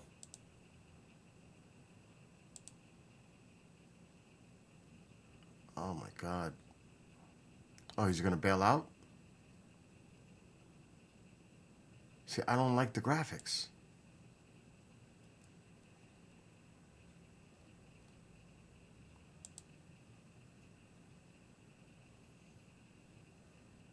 They really don't have that much to offer.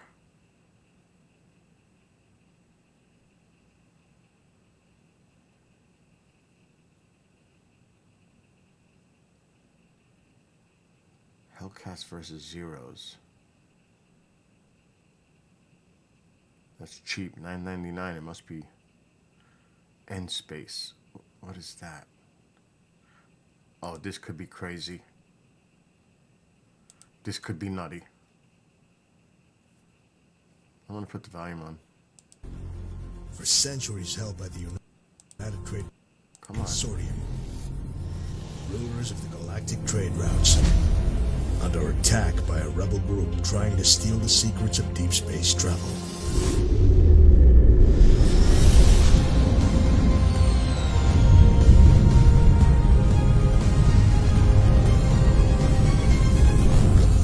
This might be the one. Now the war begins to protect the UTC's secrets and regain its hold on the Tarnos sector. This might be the one.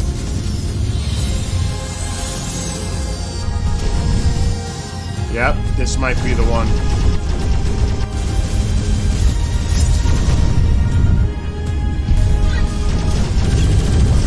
Oh yeah. This is up my alley. Definitely up my alley.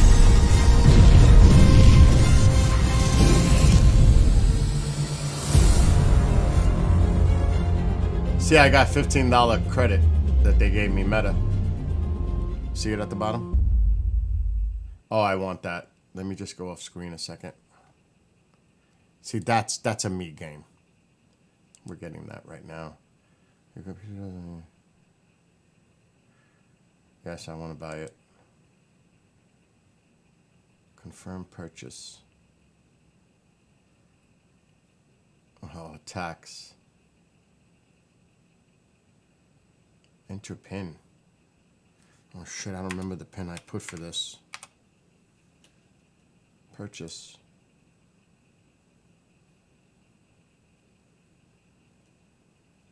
Come on, come on, come on. Downloading.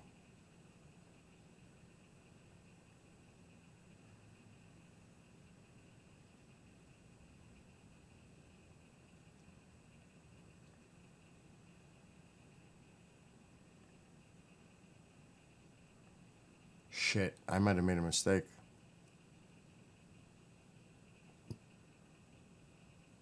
Which would suck. I don't know if I'm going to be able to do it now.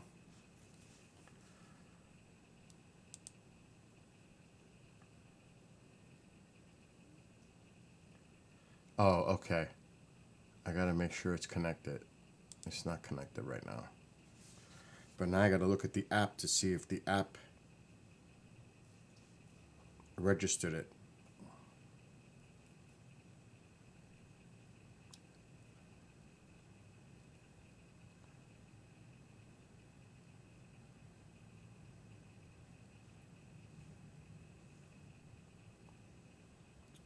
I'm still getting used to all this. App library.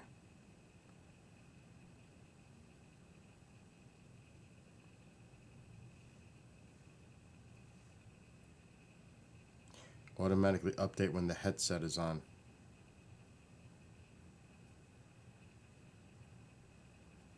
The headset is not on. All right. I'm not doing it now.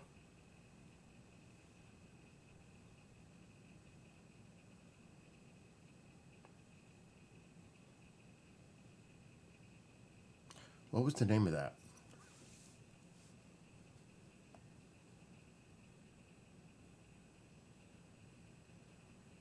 Let me go to library, and there it is.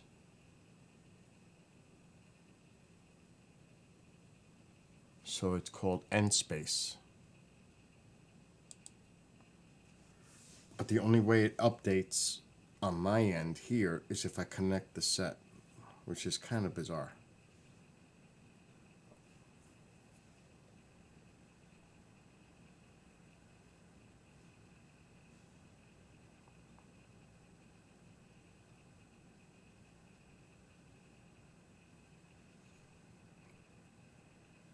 Store. Apps.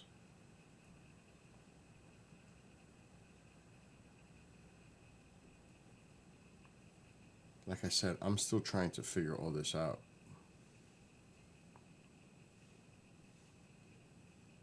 Is that one word? No.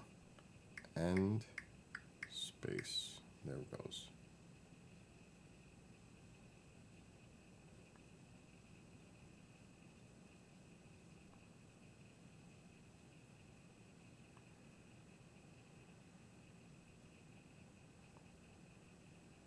It wants me to pay on the phone. But that's because I have to turn the VR on for it to tie, to sync. And I'm not doing that now. It does look good, right? I know. But I got it for pretty much for free because I had a $15 credit from Meta. It's worth trying. But the problem is, I shouldn't have purchased it through there. I should have purchased it through the app. I'm thinking this could be a problem. And the only way to figure this out, really, is to put the VR on.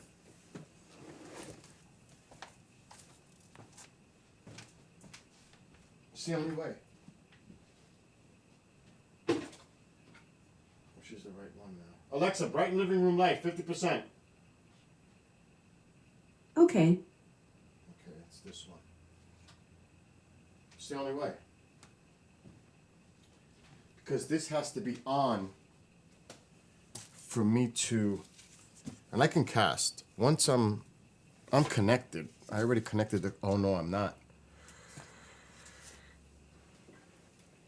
Oh, it's hardwired. I don't have it. God, I don't have it wireless. It's better to be directly wired. This is a 16-foot cable.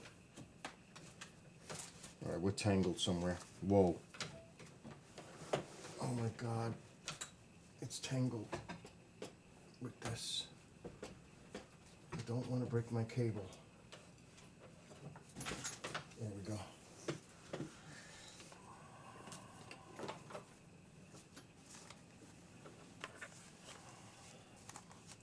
I should put the new custom headset that I bought for this.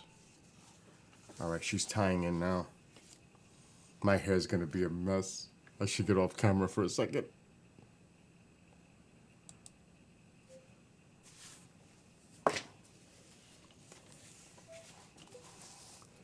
Okay, what the hell's going on here? All right. 50. Oh shit, I gotta cancel. Keep your headset charged before you get back to VR. Screw that.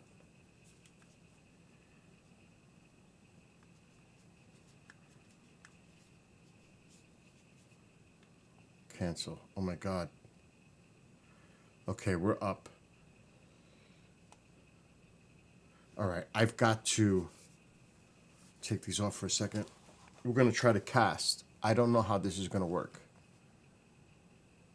but we're gonna try. We are going to try.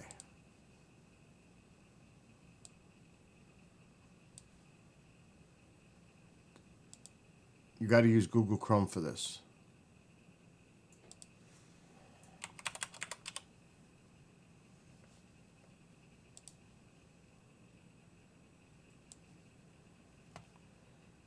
Okay. This is how easy it works. Oh, it should be. Oh God, I can't see where I put the controller. Okay. We got to get out of here. I'm in YouTube. How the hell do I get out now? My thing is down to 50%. How the hell do I exit out of YouTube? Home.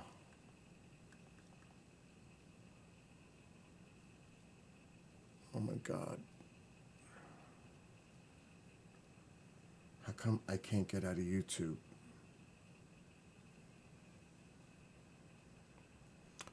Jesus Christ, how do I get out of YouTube?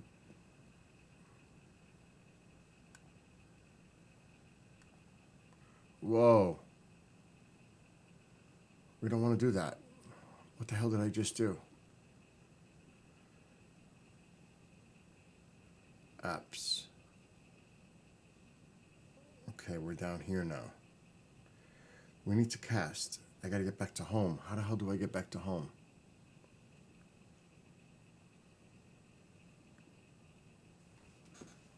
Oh, it's down here. Where's my camera? Cast. Web. Next. We should be getting on there soon. Okay, you see what I see. You should be. Oh my God, this is not easy. All right. Now.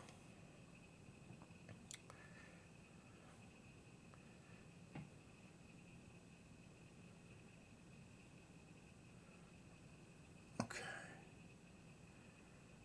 I'm trying to figure out how to get to my apps. Metastore. Settings? No. Notifications. Yes. Yes, yes, yes. Okay.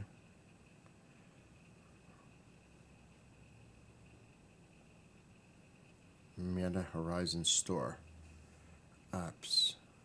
Tell me it's not going to show.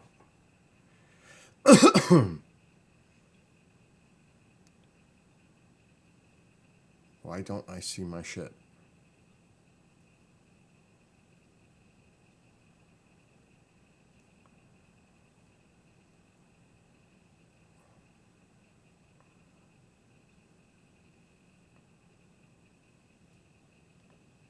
End space.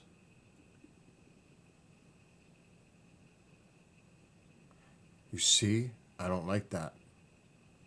So maybe I gotta use the phone.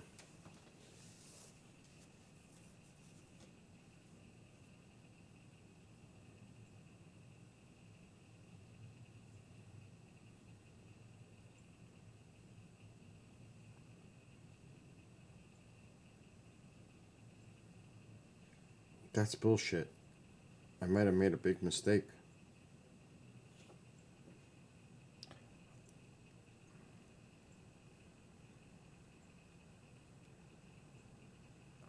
How do I go home? Library.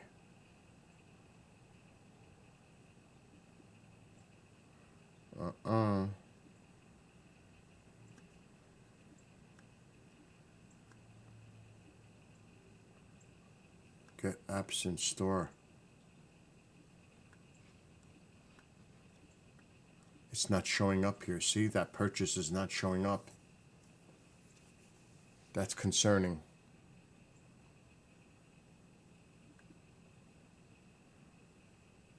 What was it called?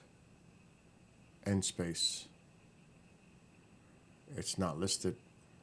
Oh, that's gonna suck.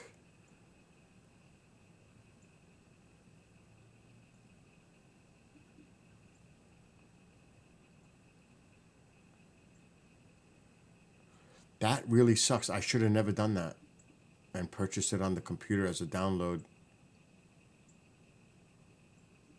So now I'm going to have to open up that app on my computer. I don't know how this is going to work. And I can't even see.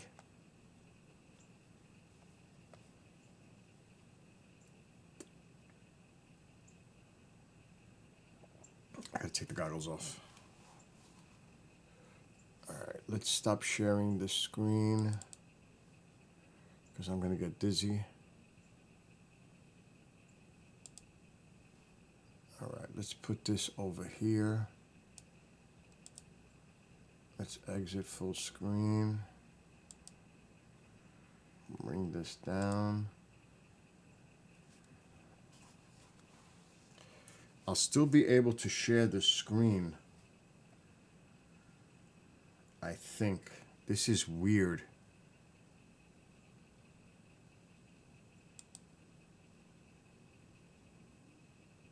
Library. Quest link streaming required. What the hell is that? Please check that your Quest link is enabled and launching through your headset. Quest link. Oh my god. Please check that your Quest link Airlink is enabled. I don't know what that means.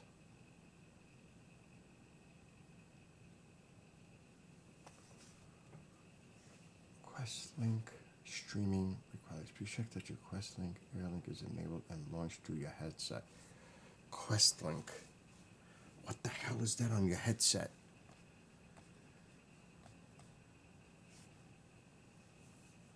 We can try to do this now again. Display capture. I am like confused.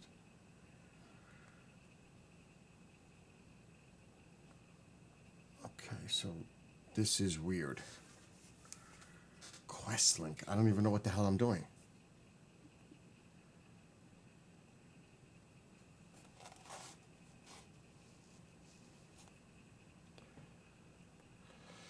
What does that mean?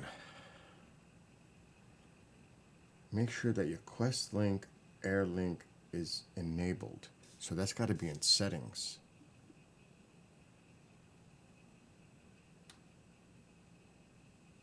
Devices? No. Link. Access PC VR apps with Airlink. Launch. Available PCs connected. Launch. Holy shit, what just happened?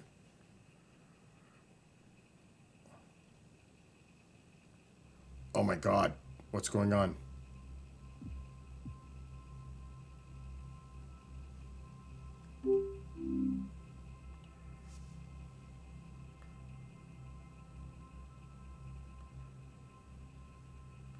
I don't know what you guys are seeing, but I gotta take my thing off. I don't know what's going on.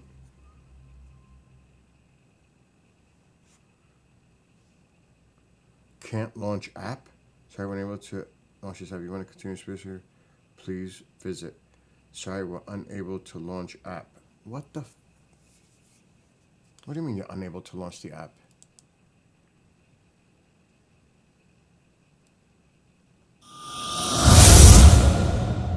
Okay, now we got to do casting.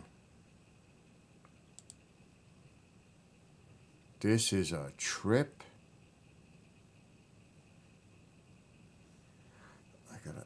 Exit. I don't know what the hell's going on here.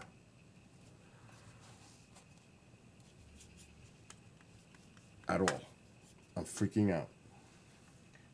There are 3 different ways. Oh, Jesus Christ.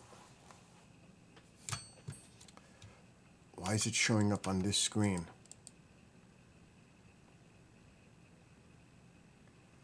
I'm gonna have to share a different screen. That's bizarre. I've never seen that.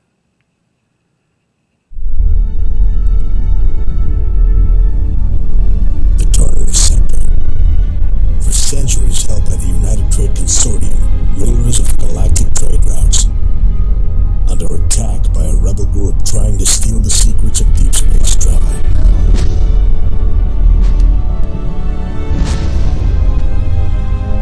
Now the war begins to protect the UTC's secrets and I can't regain see the its hold controller. on the Tartarus Sector.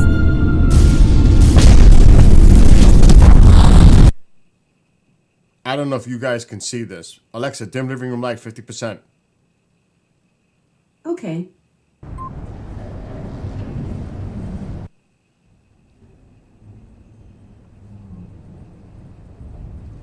Oh, it's weirdly glitchy. What the fuck is this? Mission board. Greetings, contractor. Oh, it's glitchy. Welcome to the Tartarus Sector. Deadly as it is beautiful. I'm Operator Soldano. I serve as a flight officer for the United Trade Consortium Security Division. While you're here, you'll be working under my supervision. As I'm sure you realize with the length of our trip up the Perseus, It's glitchy. we are far from civilization. Resources Do you see the in this glitching? sector are hard to come Oh by. shit, what's We going have on? A lot of work to do. Alright, time out. Time the hell out.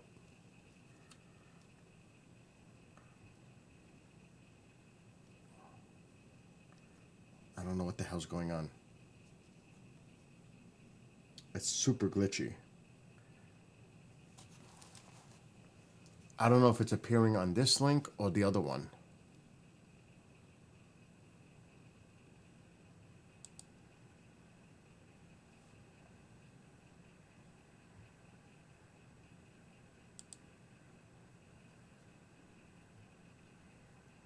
It's actually messing with my computer.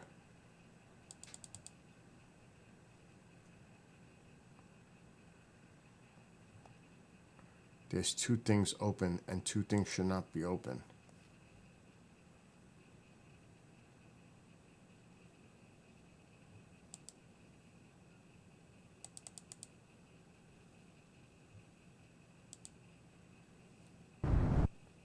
Yeah, that's definitely what was going on. They were contradicting each other. Oh shit, I just messed up.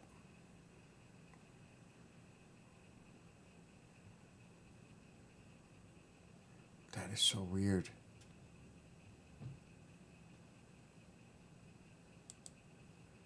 Let me try this again.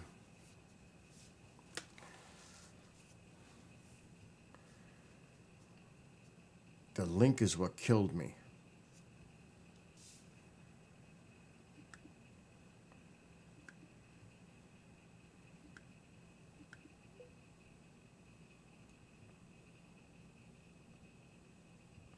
Okay, it's the link that's killing me. I shouldn't have done it on the computer. I can't see what I'm doing behind the scenes here. I might have to purchase it. It was glitching.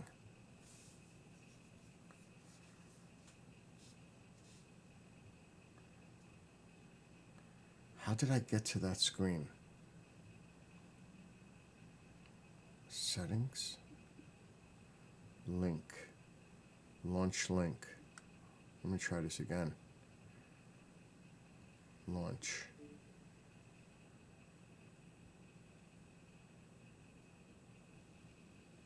What do we see? Okay.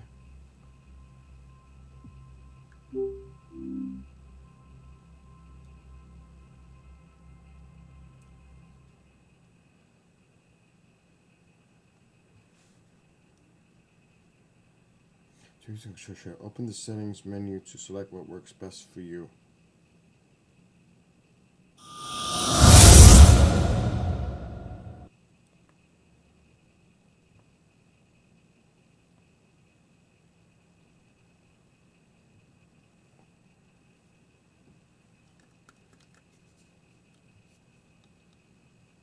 I don't know what's going on. Is it loading? It looks like it's trying to load.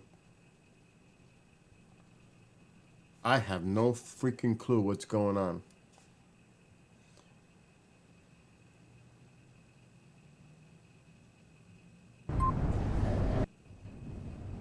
See, it's glitchy.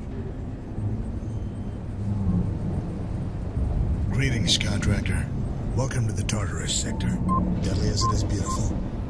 I'm Operator Soldano. I serve as a flight officer for the United All right, I Front can see this is a Security problem. Division. While you're Okay. here, you'll be working under my supervision. It's glitching because As of I'm sure this you link. realize with the length of our trip up the Perseus Arm, we are far from civilization. The link is killing it. Resources to secure this sector are hard to come by, and we have a lot of work to do. After the long trip to get here, I'm sure you need to hone your skills. We prepped a training exercise to get you back in the saddle. Open up the contract board. It's in front showing of up you on and select two your different first assignment. screens for me. And I don't know why.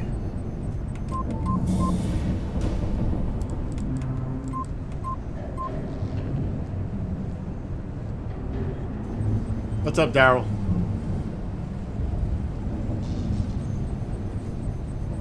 I'm trying to get this shit.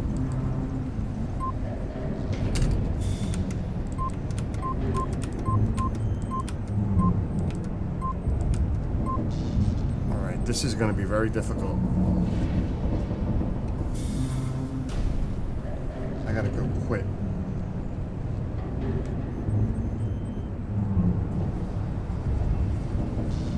I'm not even seeing this thing come up.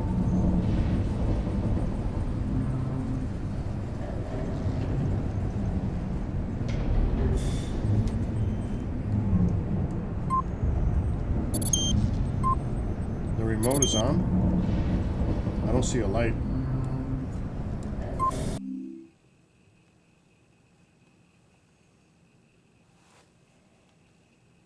Close map. I don't even know what the fuck I'm doing. Alright. Let's just kill some of this stuff.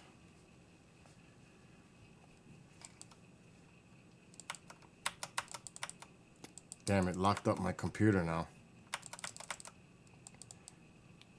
I can't even escape. This is not good news. Maybe, I don't know if I should do that. Uh-oh.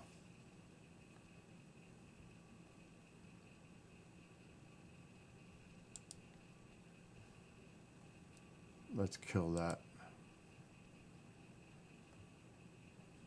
Okay.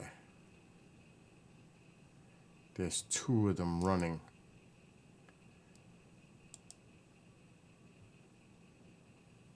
Okay, I just killed it.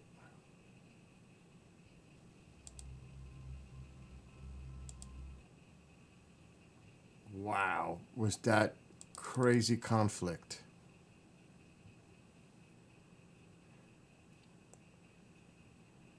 So now what I'm gonna have to do, and I see what I'm gonna have to do, and it's gonna suck. I'm gonna have to purchase this on the actual VR. Because it's conflicting with the app on.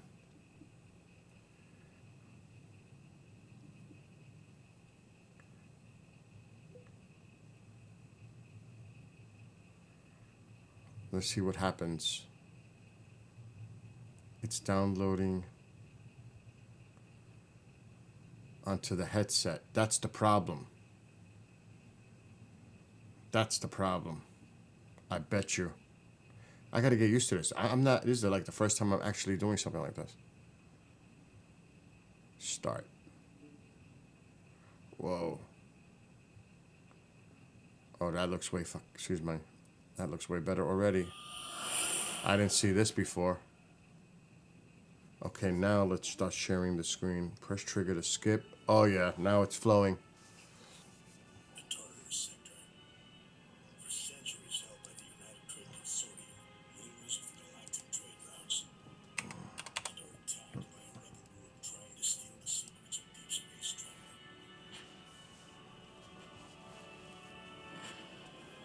Oh my god, I can't see. Now the war begins to protect.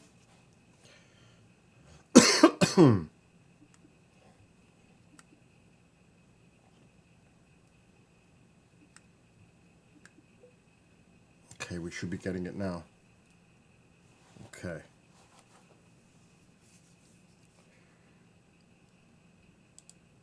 All right, now we might be talking. See, it's not glitching now. And I didn't have to pay.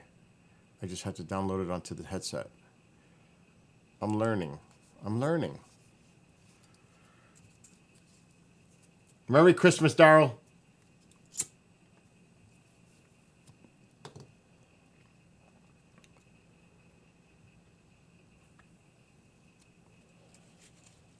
All right. Let's see what we're doing here now. What the hell did I do? Start. UTC secrets.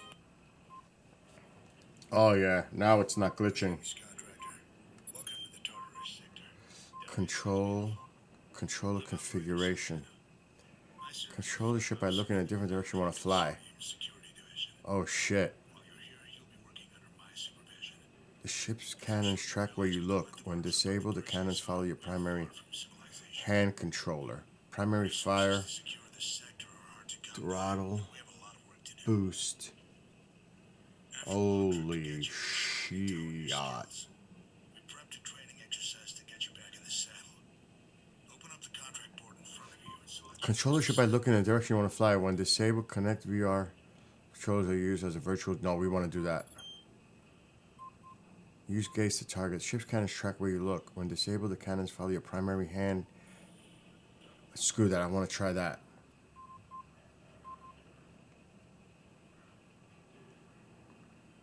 Now, how do I go back?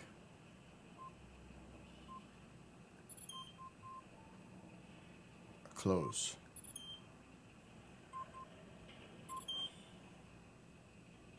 Oh, we definitely need a tutorial.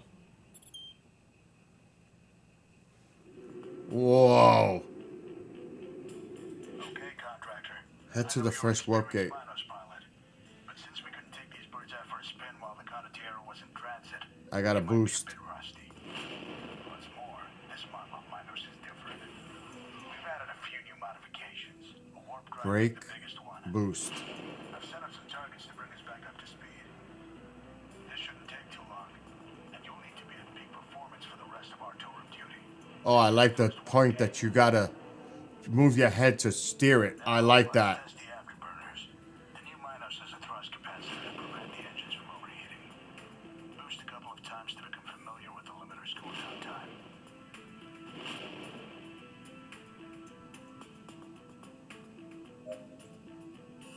It's time to test your ship's weapons. Pull the primary fire trigger to fire the energy cannons. Let's see if you can eliminate your first enemy in the Tartarian theater. The fearsome Condor. Whoa! Holy shit! Break, break, break!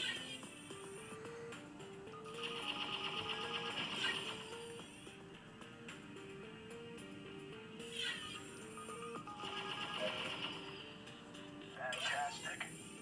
I'm sure the independents of Tartarus fear you already. And to Warp Gate 3, I've got a bit of a surprise for you. And it isn't more cargo containers.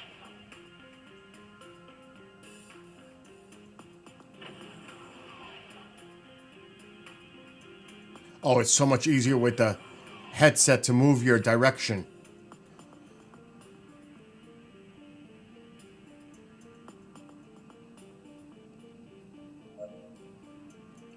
The Minos is equipped with a missile launcher, and I've just disabled the safety, as well as the flight inhibitors on 3 captured Liberation fighters. You wanted to warm up, and today's your lucky day. Lock,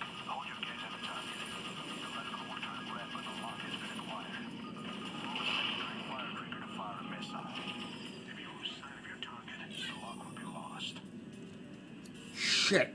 Where is he? Break. Where the fuck is he?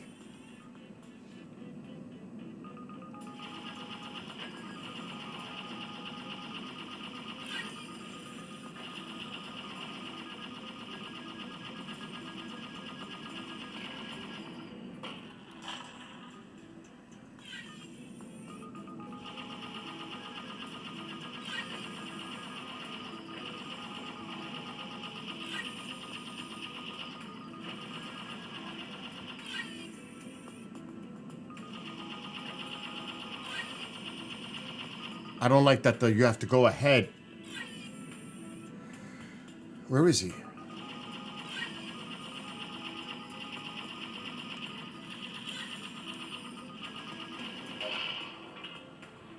shooting, contractor. Looks like you'll be able to look after yourself out here. Now prepare to jump out. Your ship's warp drive is triangulated by mission control. I can't even see what I'm doing. To work in these smaller fighters. To jump, align your ship with the warp vector. Report to debriefing after arrival. All right. Mission complete. Do I want to go to main menu?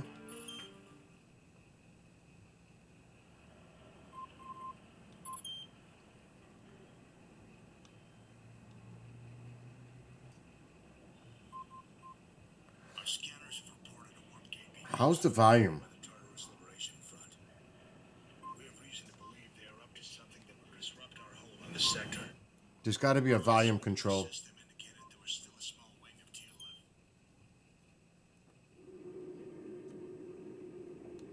Welcome to 34 Cabanos, contractor. An M-class star with an extended belt system. Our last scan indicates that at least one TLF fighter is still in the area. I've marked out 3 waypoints for you to investigate. Navigate through the belt until you reach the last waypoint. There's got to be a way to do the settings. Accompanying you. Stay alert and find your target.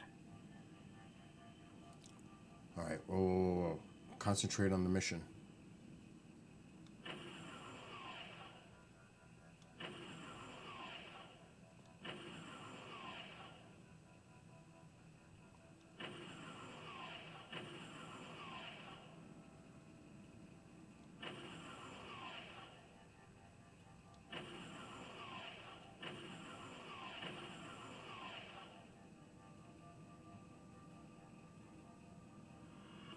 We're picking up a high-velocity object in your sensors.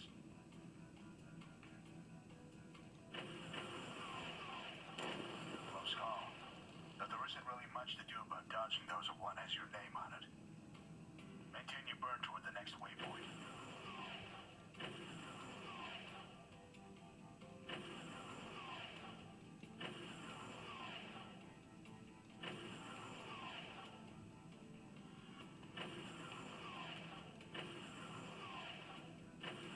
Is there a pause? How do I pause?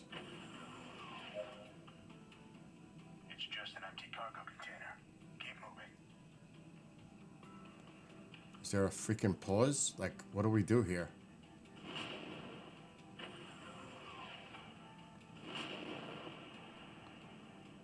There's got to be. I'm going to break. Electromagnetic signature detected. TLF. Okay, hold on. There's got to be a sound. Casting. Resume.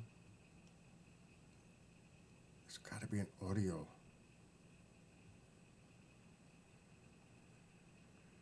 Resume.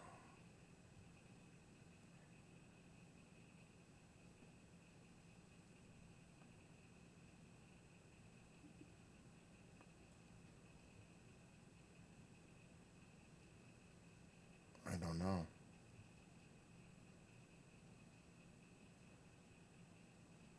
I have no freaking clue.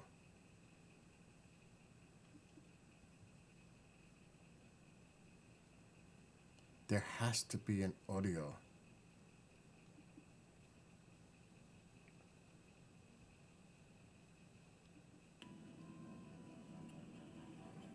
I just don't know where. All right, let's forget about that right now.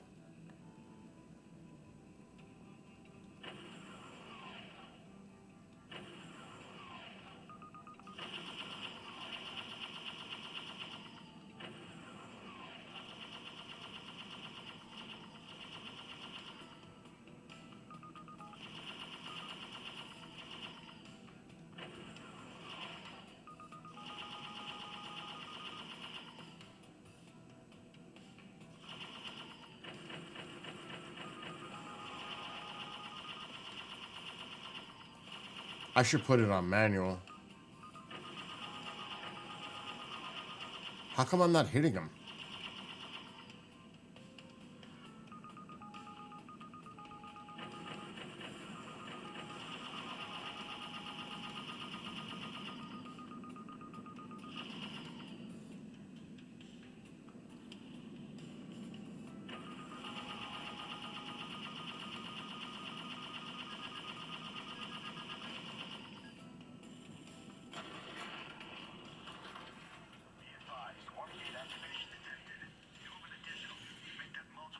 Holy shit.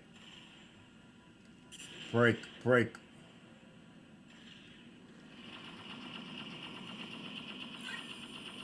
I don't understand how I'm not hitting him.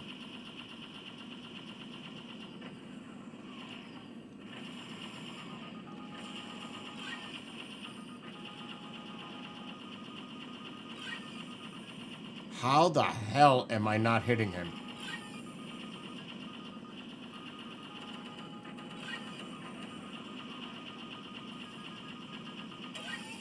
Am I supposed to aim at the blue target?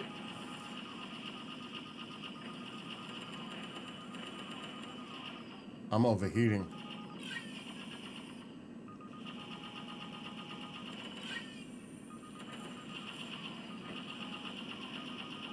I'm lost on targeting.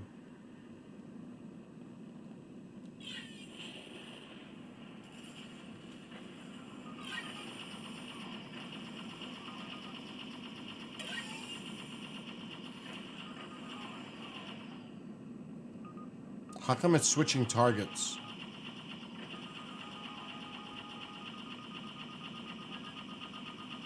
This is bullshit.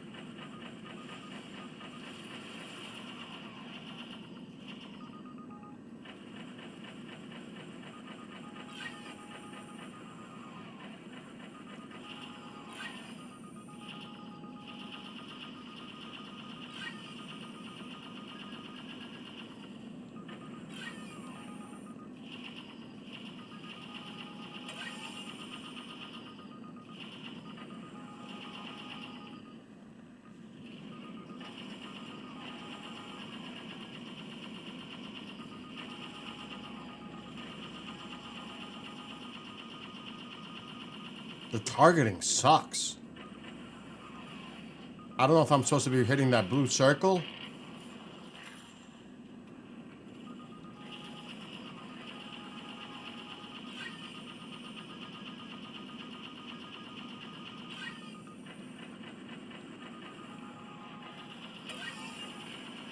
I guess so.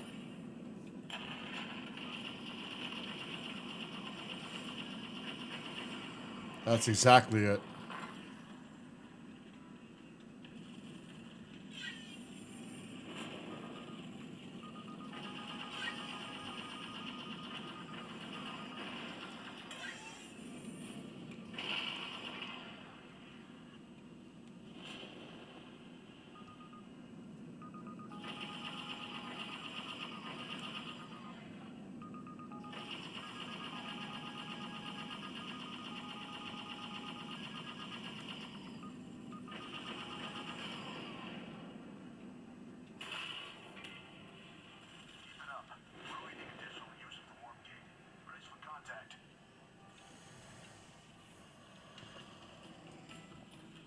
Oh, this is fucking crazy. I like it though, once I get used to it.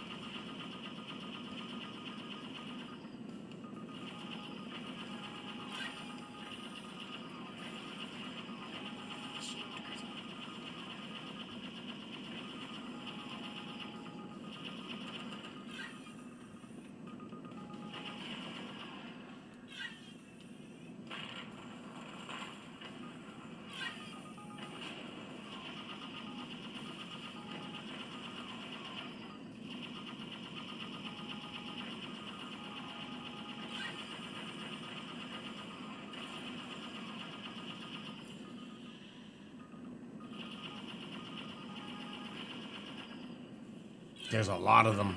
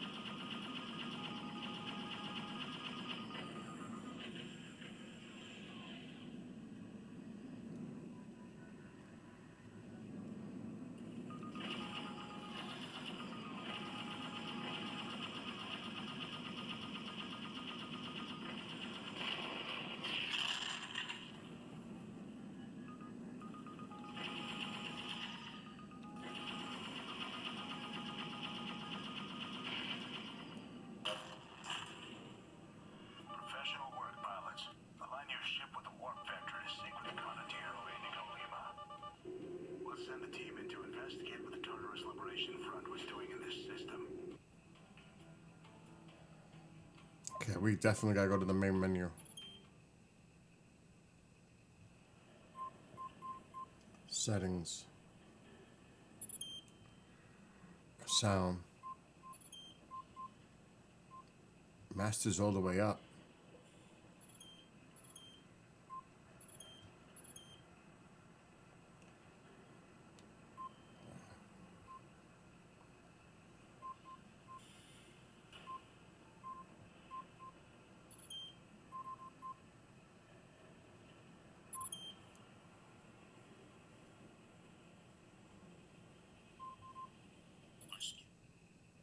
Okay, let me see. Welcome to 34 Cabanos, Contractor. An M-Class Starwood.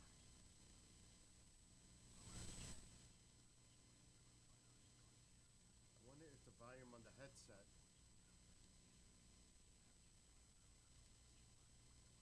Might be. Oh shit, I just shut it off. Fuck!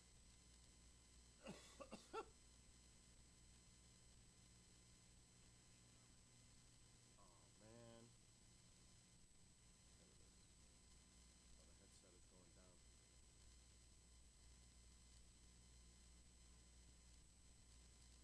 There it is. Oh, the headset is going down. Damn it. Let me take it off my head.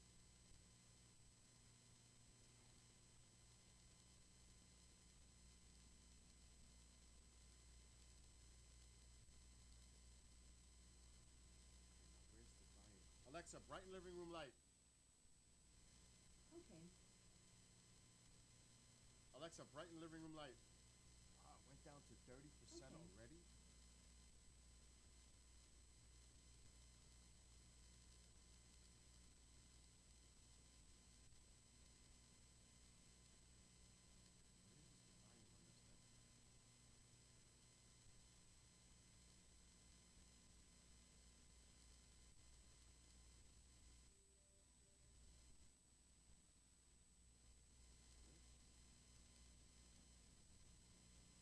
Here we go again.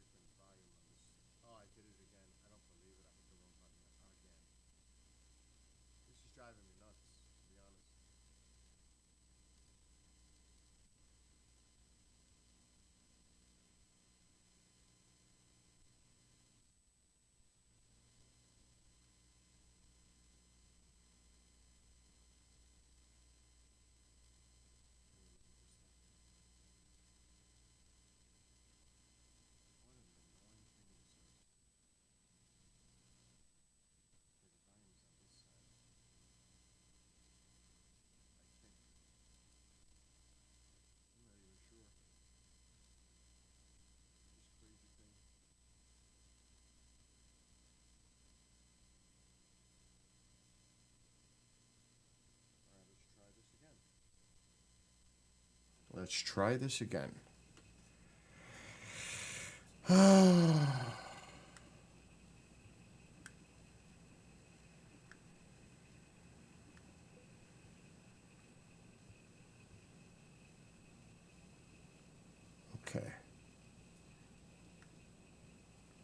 Confirm.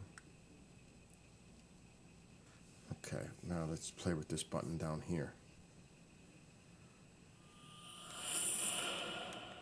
Volume is all the way up.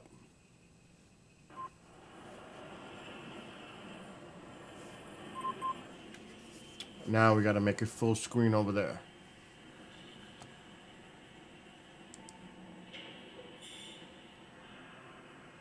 Testing. Let's lower the trebles.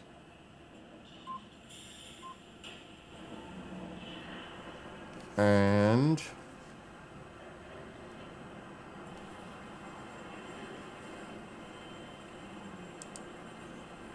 Alexa, dim the ring by 50%. Okay.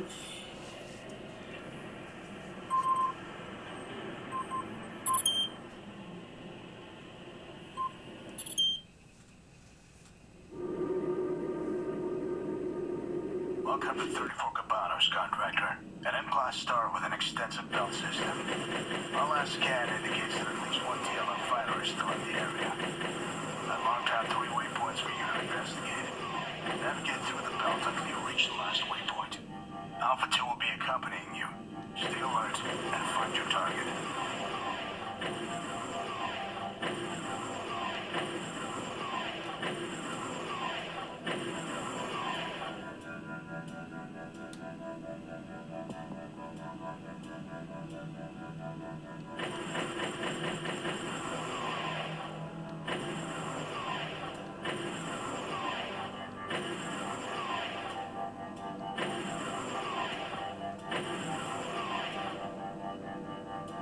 We're picking up a high-velocity object in your sensors.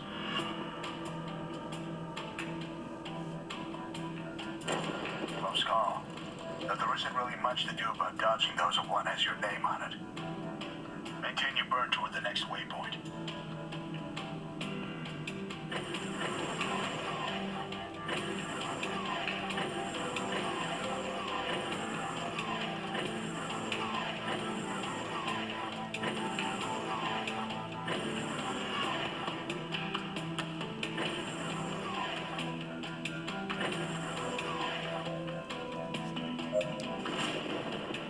Oh shit. Cargo container.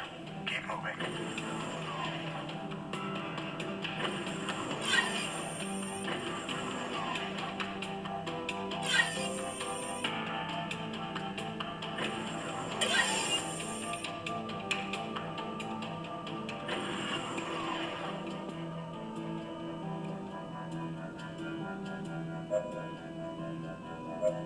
Electromagnetic signature detected.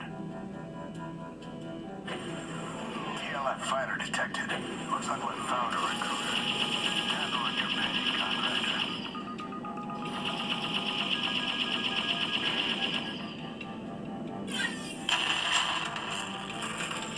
Be advised, one gate activation detected. You have an additional. Make that multiple enemy contacts.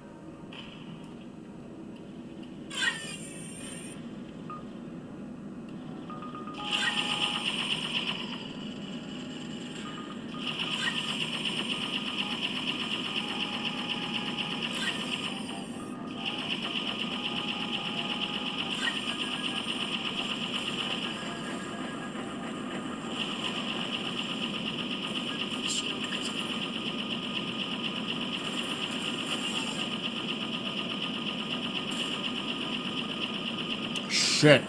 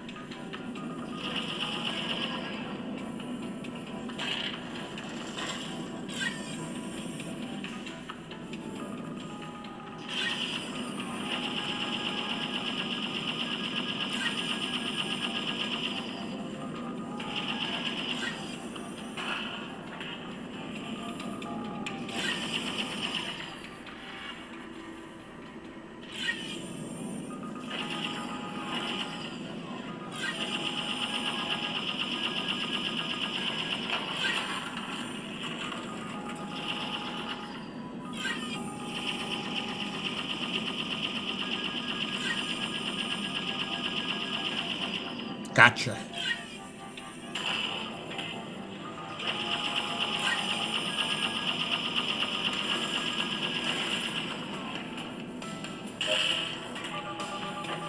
Professional work, pilots. Align your ship with a warp vector to sync with the Condottiero Indigo Lima. We'll send the team in to investigate what the Tartarus Liberation Front was doing in this system.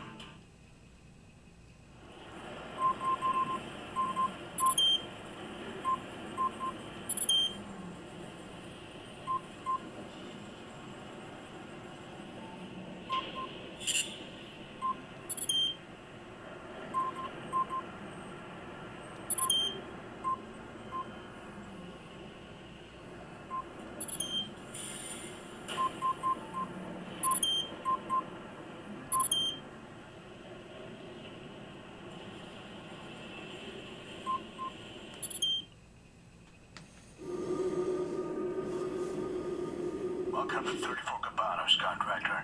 An M-Class star with an extensive belt system. Our last scan indicates that at least one TLM fighter is still in the area. I've marked out 3 waypoints for you to investigate. Navigate through the belt until you reach the last waypoint. Alpha 2 will be accompanying you. Stay alert and find your target.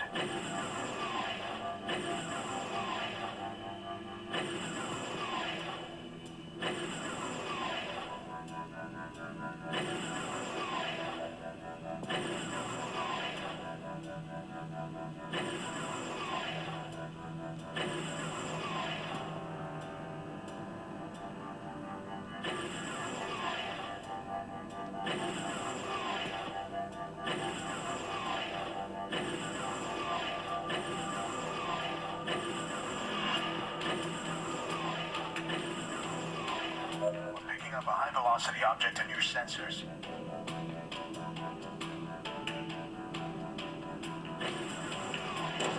Close call. But there isn't really much to do about dodging those if one has your name on it. Maintain your burn toward the next waypoint.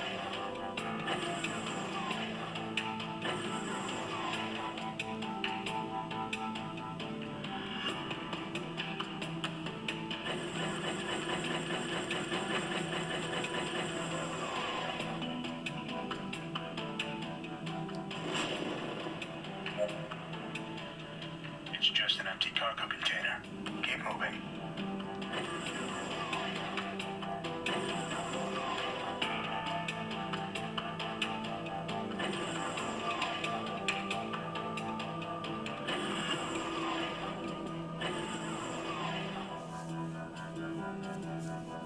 It's pretty intense looking at the sun, putting off the shade on... Uh-oh. What did I do? Electromagnetic signature detected. TLM fighter detected. Looks like we found our intruder. Stand on your pending contractor.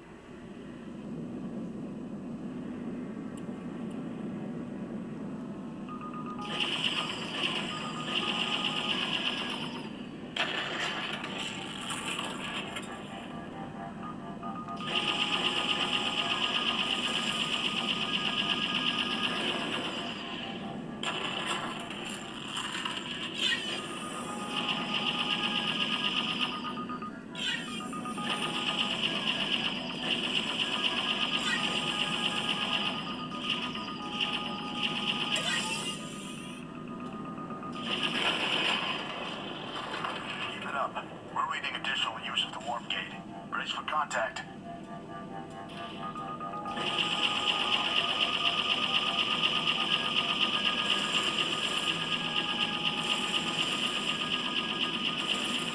Bullshit.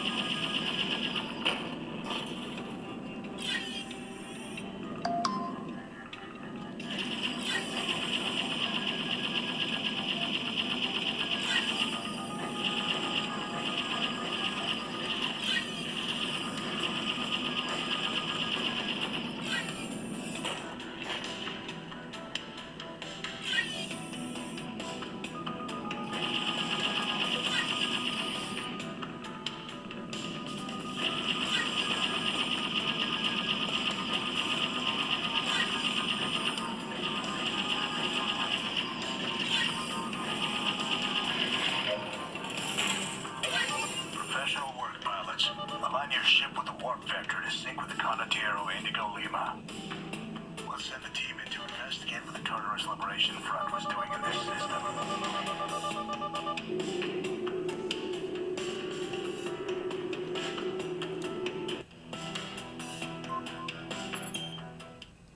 It's not bad, but it's boring.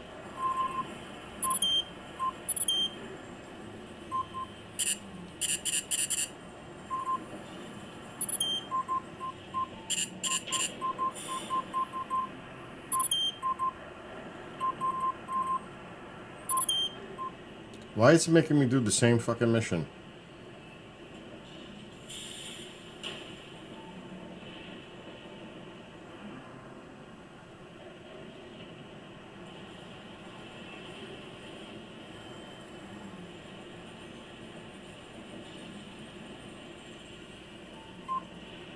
Our scanners have reported a warp gate being used frequently by the Tartarus Liberation Front. We have reason to believe they are up to something that would disrupt our hold on this sector. Welcome to 34 Cabanos, contractor. It's the same shit. Star with an extensive belt system. Our last scan indicates that at least one TLF fighter is still in the area. I've marked out 3 waypoints for you to investigate. Navigate through the belt until you reach the last waypoint. Alpha 2 will be accompanying you. Stay alert and find your target.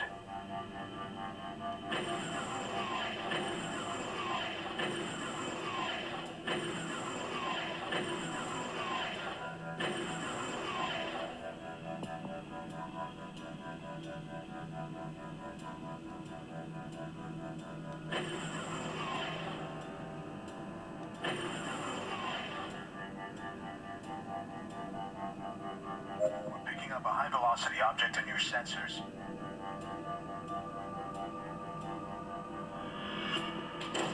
Close call. Though there isn't really much to do about dodging those that one has your name on it. Maintain your burn toward the next waypoint.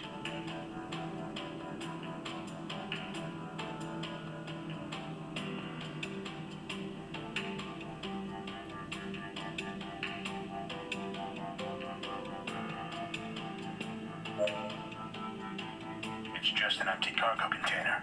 Keep moving.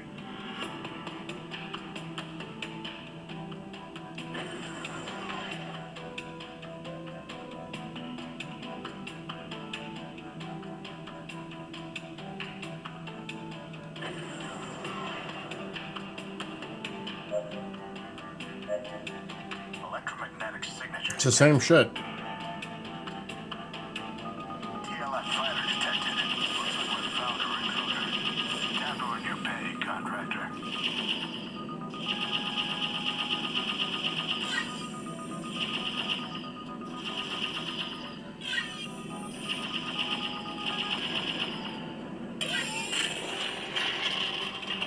Be advised, warp gate activation detected.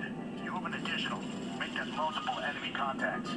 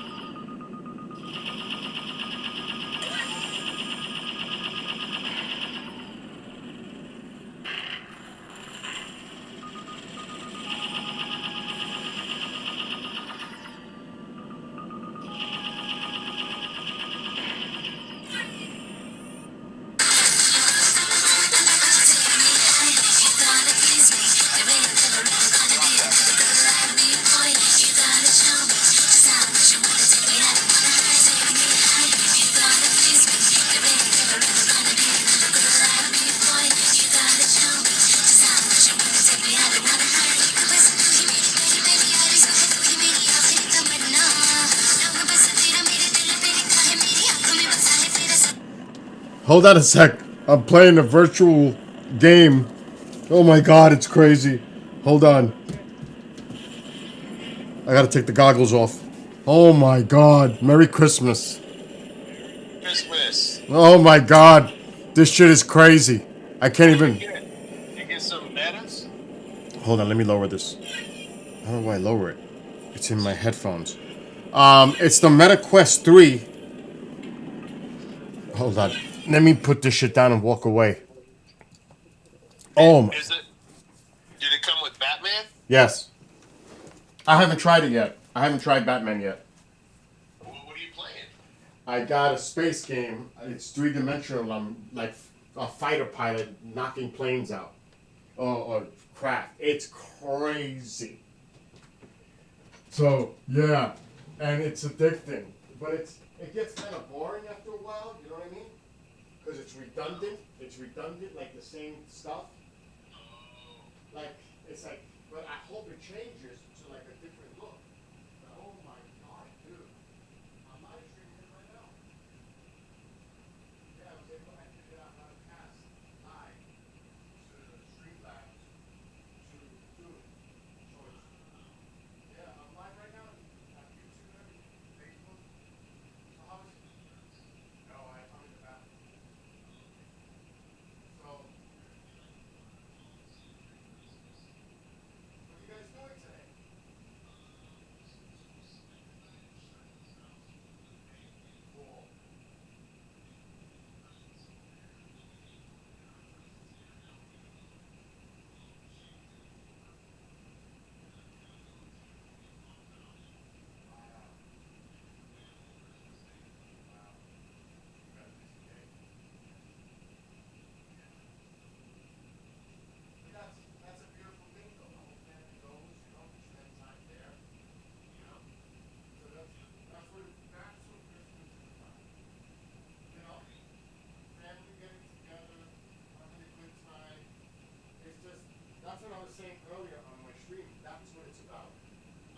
you know, and just enjoying everybody's company, and you know, everybody goes off to their little corners. Like when I was a kid, the guys would go to watch the football game together, the women would be on the table talking, the kids would be playing with their toys and all that.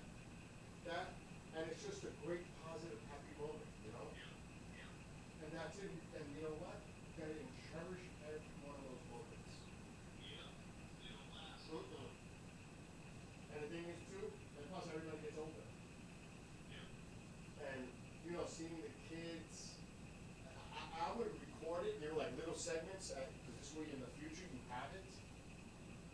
You know, like little things of the kids playing with their toys, and then you show them when they get older. Look, this is you when you were a little kid, this is when you were over at, you know, whatever, you know? So, yeah, have a great time. Love to you guys, Merry Christmas. And Merry Christmas. I will. Meeting her in ours. Yes, and tell Eric to buzz me tomorrow if anything, because we gotta go over stats. Okay. All right, love you guys. Have a great. Hey, really quick, I Yes. just give you an update. Last night I got a text. Federal judge put us home. He put a stay on it going in until the 14th What is the court date on? February. That's good for now. You know what? This could get appealed, even though it's federal. This could go to the Supreme Court. If the lawyers are smart, they take this appeal to Supreme Court. Let me tell you something now. You can not take it to the Supreme Court. Away from that. If you're on a final call, why is it? You know what I'm saying? So I think the federal court would look at it and like the federal court says,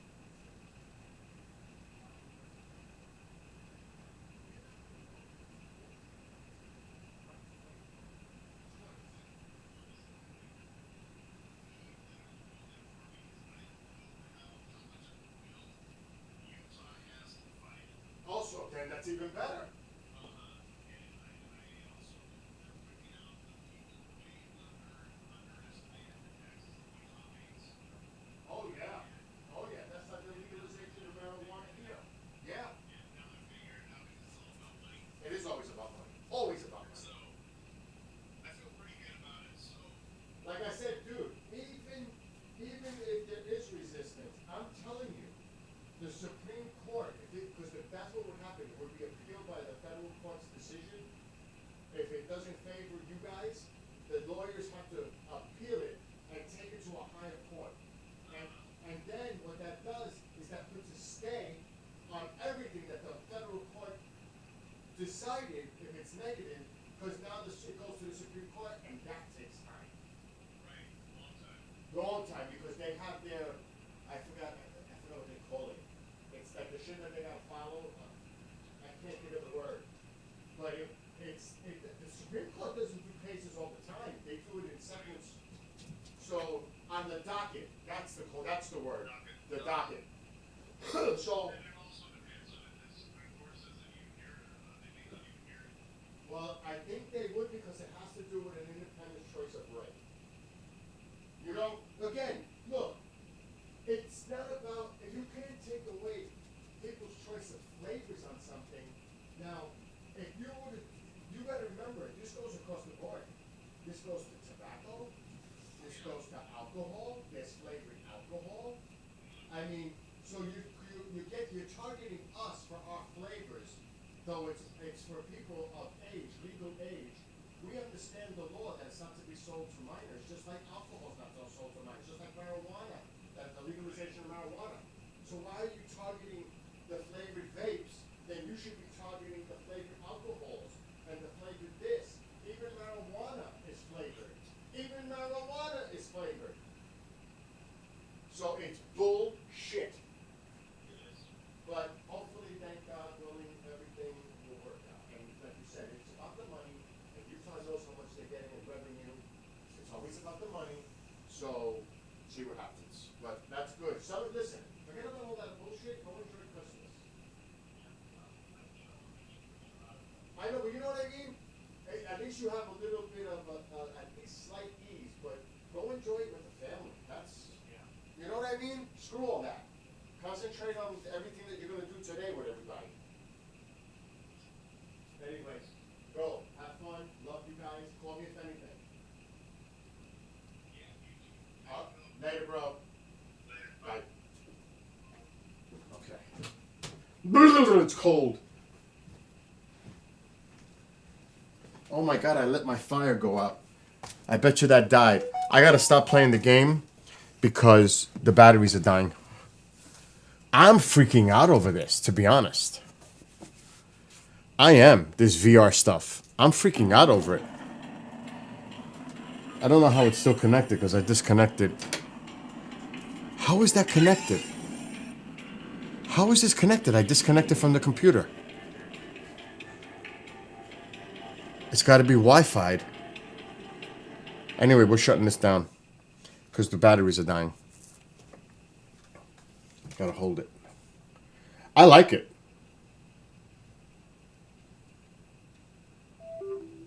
Now it's shut down.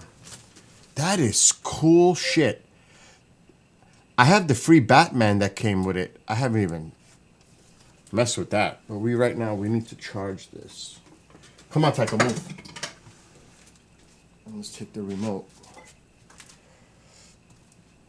That game is a little boring.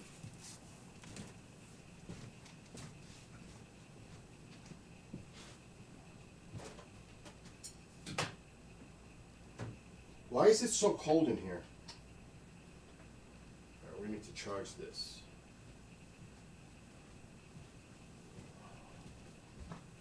It is cool.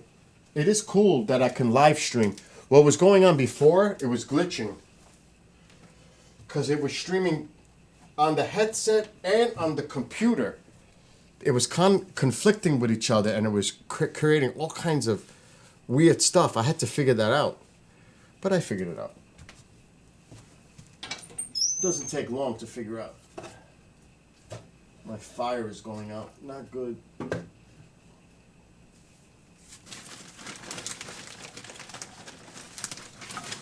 I love space games. I love racing games. I can't imagine what it's going to be like to play more games like that. It's cold in this house. What time is it? 1:30. Merry Christmas.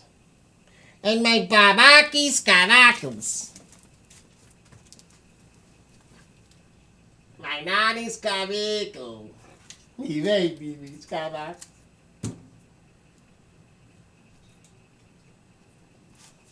I'm about to start to go make some Christmas food in a few minutes. I gotta get some firewood. Whoa, that's bright. Whoa.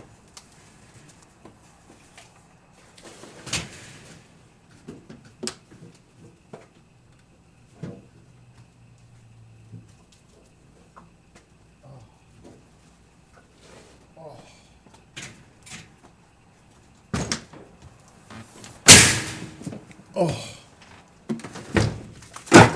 Okay, got some firewood. I'm still wearing this patch. It's annoying.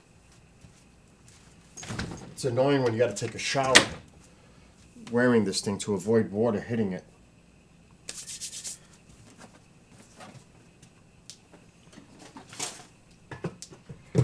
So yeah, the VR, that was all of the VR just now. Oh. It's just another little thing to do. It's weird. It looks great.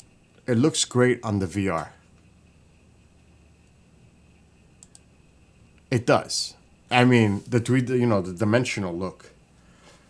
On the stream, it probably looks crazy. But you looking through the VR and I'm whipping my head following the ships and it's pretty intense. It's a little boring because it's getting redundant, but it's pretty interesting. And then when you take the goggles off and you let your eyes adjusting, you could get a little lightheaded until you adjust. You can. It takes a second, like for your eyes to recalibrate. Not because you got to remember, you're looking at lenses inside goggles. So your eyes, it's a different perception. And when you take them off, your eyes have to get reacclimated. And it's also about balance, equilibrium. A lot of people freak out on that. And I would definitely, for a person with seizures or stuff like that, this is not. No. I mean, this could really mess you up. I would think. But Merry Christmas to everybody. I'm going to go eat, chill out, relax, and just fall back for a little while. But that was this is all, what's his name's fault? Nicholas's fault. He's the one who said, have you tried a game yet? Well, now I could say I have. But I got the new headset. The batteries die quick on that. And I don't know why I didn't put the new custom accessory headset that I ordered. It's in a box somewhere. So when that charges up, because that's the internal battery to charge, I'm going to figure out how to put this other one on so I don't have that problem with the batteries dying. It's supposed to last up to 8 hours with this new headset piece that connects to that. So that'll be my new little project later on while I'm eating, after I eat. Actually, Alexa, who's playing football today? In the NFL, currently, the Chiefs are leading the Steelers 13-0 with 3:41 left in the first quarter. Oh, shit. The Ravens and the Texans will face off this afternoon at 4:30 p.m. I'll tell you, to be honest, I would like to see the underdog win. I would like to see the Chiefs lose. I would. They're 13-1, I think. I would like to see them lose. I don't even want them to win the Super Bowl again. I would like to see somebody else win. And I know people love Mahomes and all that, but you know what? It'd be nice. It'd be nice to see an upset, underdog win. That's just me, though. Root for the underdog. The Ravens, what was it? The Ravens? Alexa, who's playing football today? In the NFL, at the moment, the Chiefs are leading the Steelers 13-0 with 2:47 left in the first quarter. The Ravens and the Texans will face off this afternoon at 4:30 p.m. What are their records? Alexa, what is the Baltimore Ravens record? The Baltimore Ravens are second in the AFC North at 10-5. Alexa, what is the Houston Texans record? The Houston Texans are first in the AFC South at 9-6. Wow, that's a battle game. That's an important game for both teams. This is not necessarily an important game for the Chiefs because they have a 2-game lead over the Bills with 2 games left. But this could be a very important game for either the Ravens or the Texans. That has more at stake than this Chiefs-Steelers game. But I guess, Alexa, what's the Pittsburgh Steelers record? The Pittsburgh Steelers are first in the AFC North at 10-5. Ooh. Alexa, what is the Buffalo Bills record? The Buffalo Bills are first in the AFC East at 12-3. So they are 2 games behind. Now, Buffalo beat the Chiefs. So in a tie, I doubt the Chiefs are going to lose 2 in a row. But if by some chance the Chiefs were to lose the next 2 and Buffalo wins the next 2, Buffalo gets the first seed. Because the tiebreaker is they beat the Chiefs. That's the one loss. They beat the Chiefs. So there's still a little at stake there. It's very slim, but there's still a little at stake. These are some pretty good football games. If you're into football, these are pretty good football games on right now. That's what I'm going to go do. Eat and watch the game and just relax and chill out for a change. Anyway, Merry Christmas to everybody. Be well, be blessed, be safe. I'll be back later on tonight probably. But I'm going to go relax like everybody else. Mom is sleeping. She was up early with the gifts. She went back to sleep. I'm going to I got up early, worked on the bicycle, and did so many other things. So now I'm going to go rest for a change. Anyway, love to all of you. Again, Merry Christmas, Happy Holidays, enjoy your day. Be blessed, and I'll see everybody later. Till then, peace.